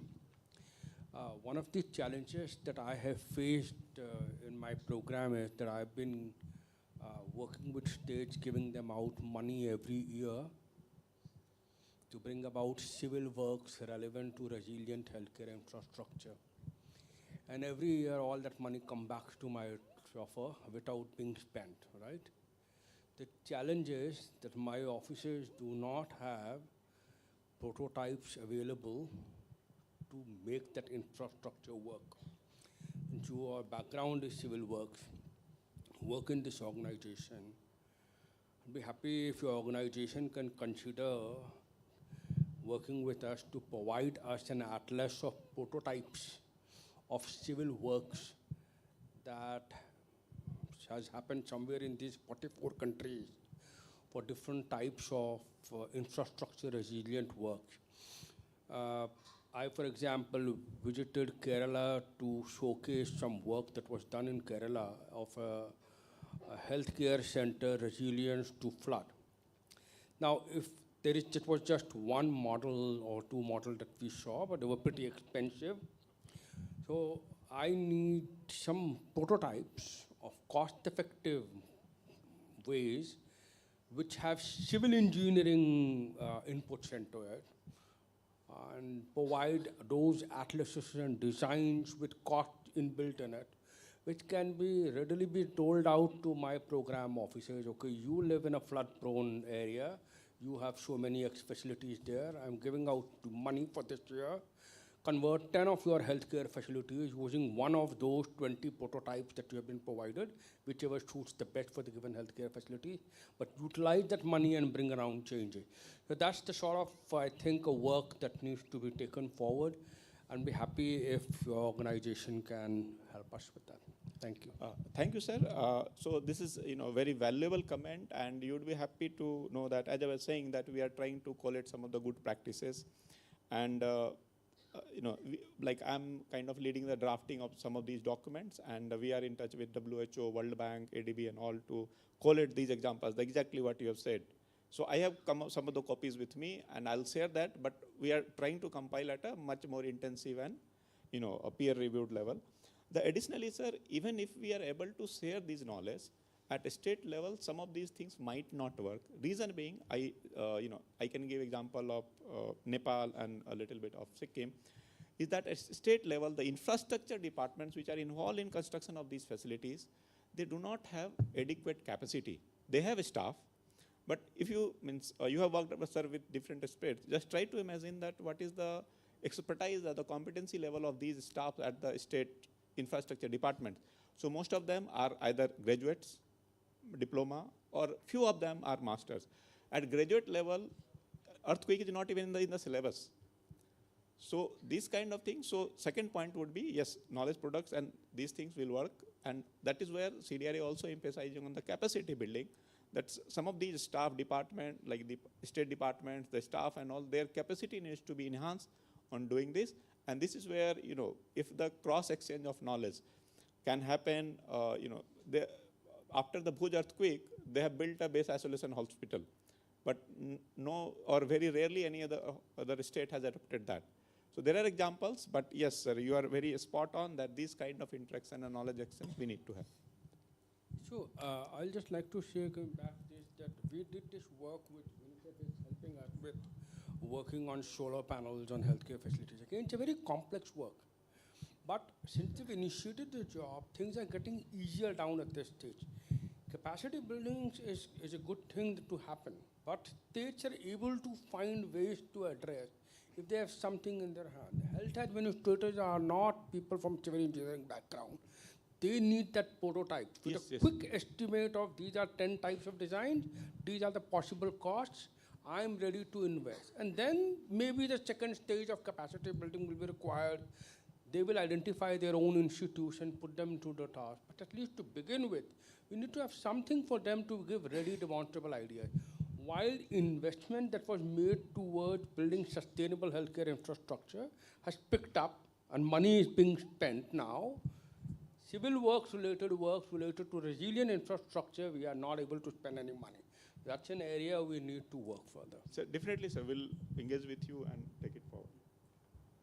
So, first of all, thank you very much, the panelists and also the moderator for initiating this thought-provoking discussions. So this is not a question but a suggestion. You asked about the role of academia in climate resilient health system. And Dr. Sanjay also very well spoken about their role in designing the curriculum, also training and capacity building. But I think they can also be engaged for designing the climate resilient health infrastructure, because a gynecologist and a pediatrician is better to tell about what is needed for providing care to the beneficiaries, rather than the engineer or the manager decide the infrastructure. So this is just a suggestion. We can also use them, and I know that the health infrastructure, the NHRC, they are actually working a lot on the designing of district hospitals, medical colleges, and CSC buildings. So if we can also tap to NHRC for improving the health infrastructure, so that the future infrastructure should be climate resilient one. Thank you very much. So if I can add, so just a quick reflection, thank you for that suggestion. And in our program, we are working with certain experts. So one is Dr. Himanshu Bhushan, he's a former director of NHSRC. So he has been engaged and he's providing a lot of this advice.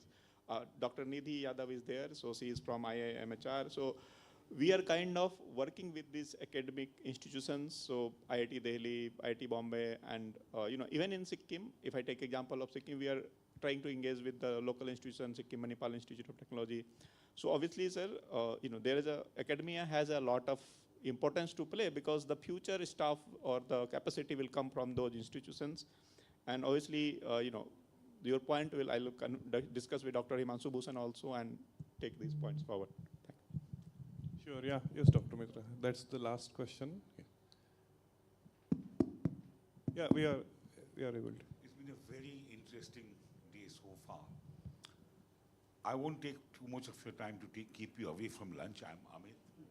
Recently, not so recently, a year ago, I had the privilege of doing a study for the Ministry of Women and Child Development on, well, the impacts of climate change on women and children. We looked at various aspects of it. I'll just speak on those aspects and what I learned from other things. We talk a lot about interdepartmental, interministerial coordination, cooperation. In the course of that study, except one civil society organization who are hosting this meeting, Dr. Vishal, that cooperation was missing. Somebody says, our funders don't allow it. Somebody says, oh, I have this problem. Fine. So how do we make this knowledge base, and there's a very rich knowledge base, common, available to all? Maybe CDRI could take that initiative. The other, and there's a tremendous need for some common definitions. We are somehow, model bitten. Some model somewhere, mind goes back to kind of some weird function. We try to adapt that. Have you ever thought of questioning the indicators, the statistics, and how to generate our own data? We keep on talking about, heat action plans and this plan. Just get down and try and find out what those contain. Can you access it? When you get down to the depths, you'll find that most of them are in a state of preparation. When it comes to money, yes. If I go and work as an individual consultant, they'll be very happy to make me do the health action plan or the heat action plan, but I will not have any final say in the outcome or even the way it should go. So that if you go into the depths, you'll find both these heat action and all these climate action plans, there's a lot of difference between state and state. In theory, we keep on talking about, we nod our heads and say, yes, women and children are the most vulnerable. Yet, where do we get the gender disaggregated data? Do we get child disaggregated data? Dr. Vishal will tell me how he's burnt his fingers. So I think these are the things needed, and maybe CDRI could start, this is a go-to place. A student, a researcher goes, fine. There are people who advise me. There are people to, I'm yet to find out, for instance, get a clear thing on this, that has climate change in any way produced a new disease? Or is the new disease just coming out? For instance, in Bihar, large parts of Bihar, I was asked to look into a study. I gave it 0 rating, but I think it got passed later on. Well, even the methodology was suspect because there's been a revival of Kala Azar, of what we call leishmaniasis, and the researchers came up with a grand finding that climate change means less water. People go out to defecate near the river, there's less water, so the sandflies bite them. Once the river gets more water, everything will be solved. We should also look at what's happening in Delhi. I won't go into that, but I think that is a core thing that we need. And we can even show the government agencies what actual collaboration means. Thank you. Sure, yeah, thank you. Yeah, very Just, quickly, please. Sir, two 30 seconds response, just to add on. So CDRA has acknowledged that there is a problem with the definitions that we are facing in this climate change and resilience. Dr. I'll just stop you here, because the people are hungry. We can continue this. But see, we all acknowledge that Yes, there are sir. problems. Why don't we just sit down, a few of us, and come up with new definitions? Yeah, so we have actually, sir, published a DRI lexicon. It's not very comprehensive. It has roughly 70 words. It's on CDRI website. It's a proper report. And then subsequently data and all, sir, we are working. But I would. No, I know you're working. That's not the point. Yes, sir. So, the point is, first share. How many people, for instance, here knew you are working on it? 1. 2, is it common knowledge? 3, I'm sure if all of us sit down, we can come up with many new definitions. Sometimes the lead is taken, but there are obstacles to that. As you pointed out from your own experience, climate change so far is not taught at the undergraduate level. You ask anyone in the field, they say, oh yes, climate change comes, they distribute some money and they go away. I'm telling you on the basis of my field work in Darjeeling district. Yes, climate change comes in the video vehicle, they distribute some money and go away. But see, now this is where the whole thing needs to be changed. No? Let's continue this over lunch, I Sure. presume is going to follow. Sure, no, thanks, Dr. Mitra, and thanks to all of you for being patient and joining us for this panel discussion. I would like to express my deep gratitude to all the panelists and also Madhav online for joining us for this panel discussion. Thank you.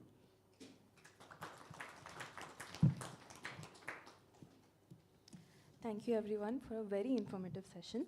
I shall now request the panel to please come forward for a group photograph.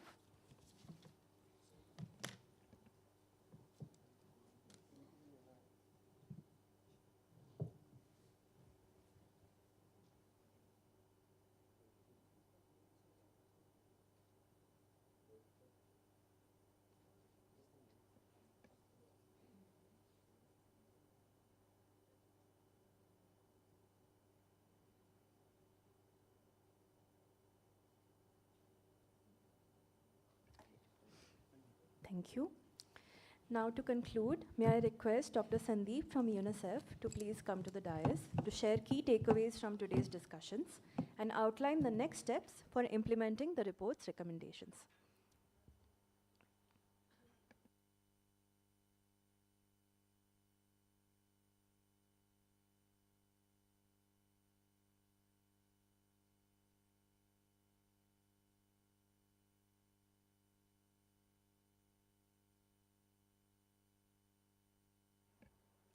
Thank you.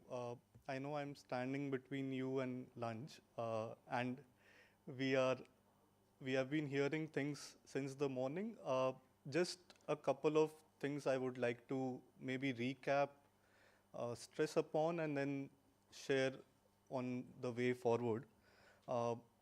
We were very happy to have this report, and I would be very honest, a couple of days back, I was thinking we are having this report launch, and why are we having the title as a question? How can we make it climate resilient?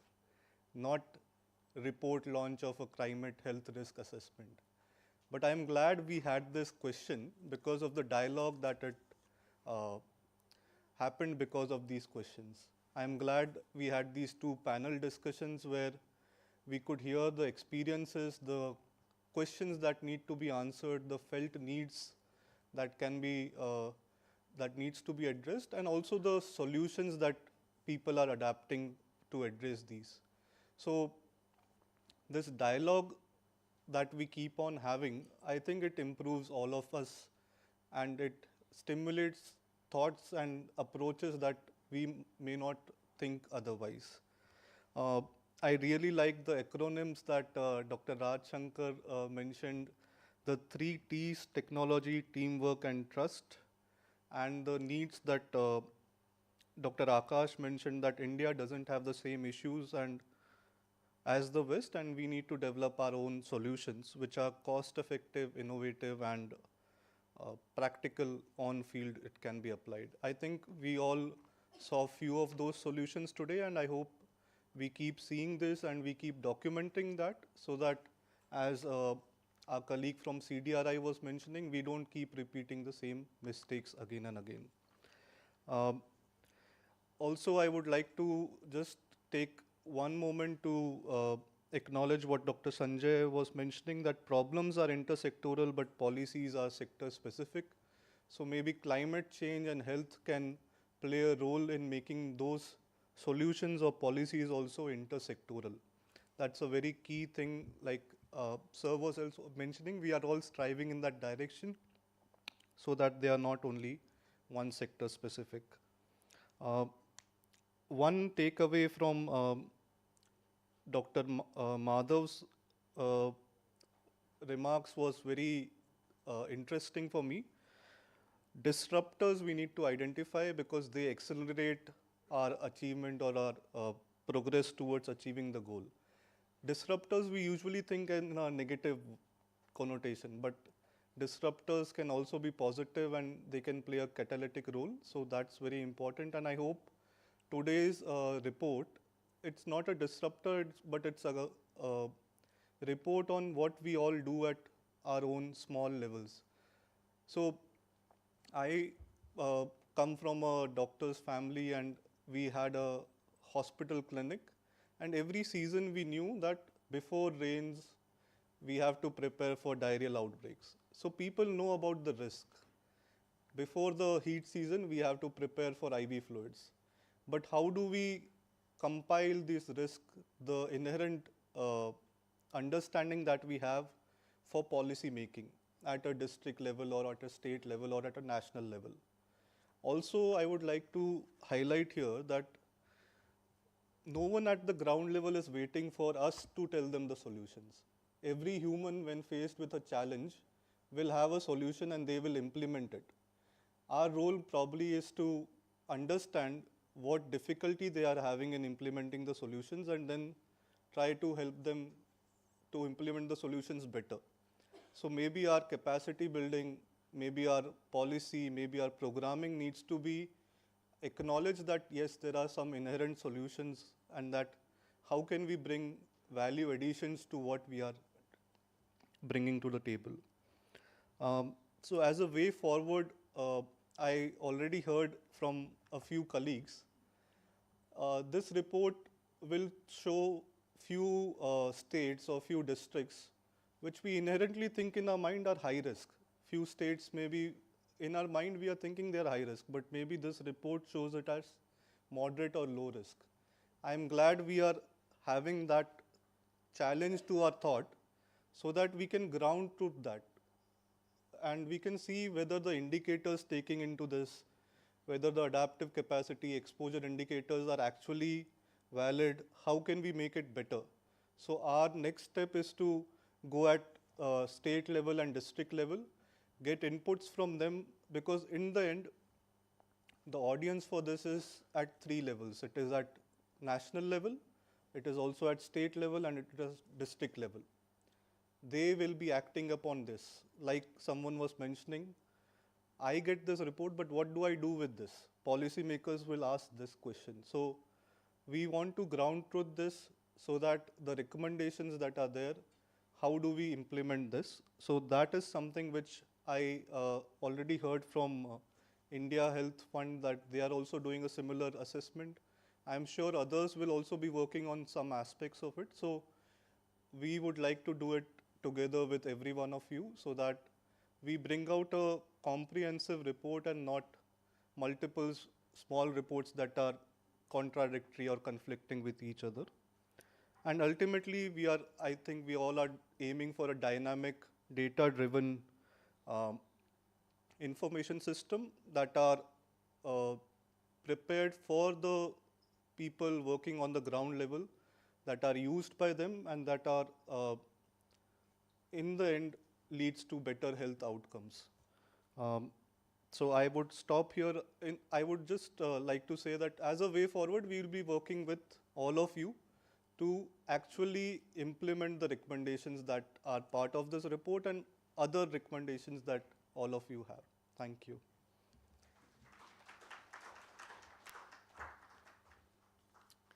Thank you, Dr. Sandeep, for highlighting the way forward. We have almost come to the end of this wonderful and engaging event. To close, I would like to invite Dr. Vishwas to deliver the vote of thanks.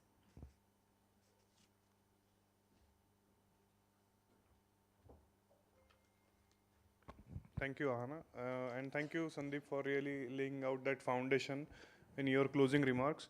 So I have been given this difficult responsibility of expressing vote of thanks, but I also don't want to take too much of time because we can already feel that the lunch is here. So I will be very quick. First of all, I would like to express my gratitude to all of you who have been here patiently listening and really making this discussion very fruitful and engaging for whatever time we had today and making this national dialogue a successful event. I would like to thank United Nations Children's Fund for not only providing research funding for this study, but also really taking it jointly. So I think Chehek and Sandeep and a lot of UNICEF team members have contributed in this study to really make it a joint research in true sense. My deepest gratitude to all the speakers who have been instrumental in their talks and expressing their thoughts in order to understand and really lay down the way forward for how India should pursue this intersection of climate change and human health, as we are seeing more and more impacts on this particular sector, and how India can emerge as a global leader in this domain. Whenever we plan for such an event, there is a lot of legwork and a lot of background work happens, which maybe we are not able to see. But I would like to really express my deepest gratitude to members of my own team, Climate Resilience team, as well as members from outreach team who have been instrumental in bringing all the speakers together and really bringing out these creatives in order to generate awareness out there. The events and admin team, the IT team who has been instrumental in making sure that we did not face any technology challenge today, and also the staff of Taj to make it a very successful event. Thank you once again to all of you, and please join us for lunch.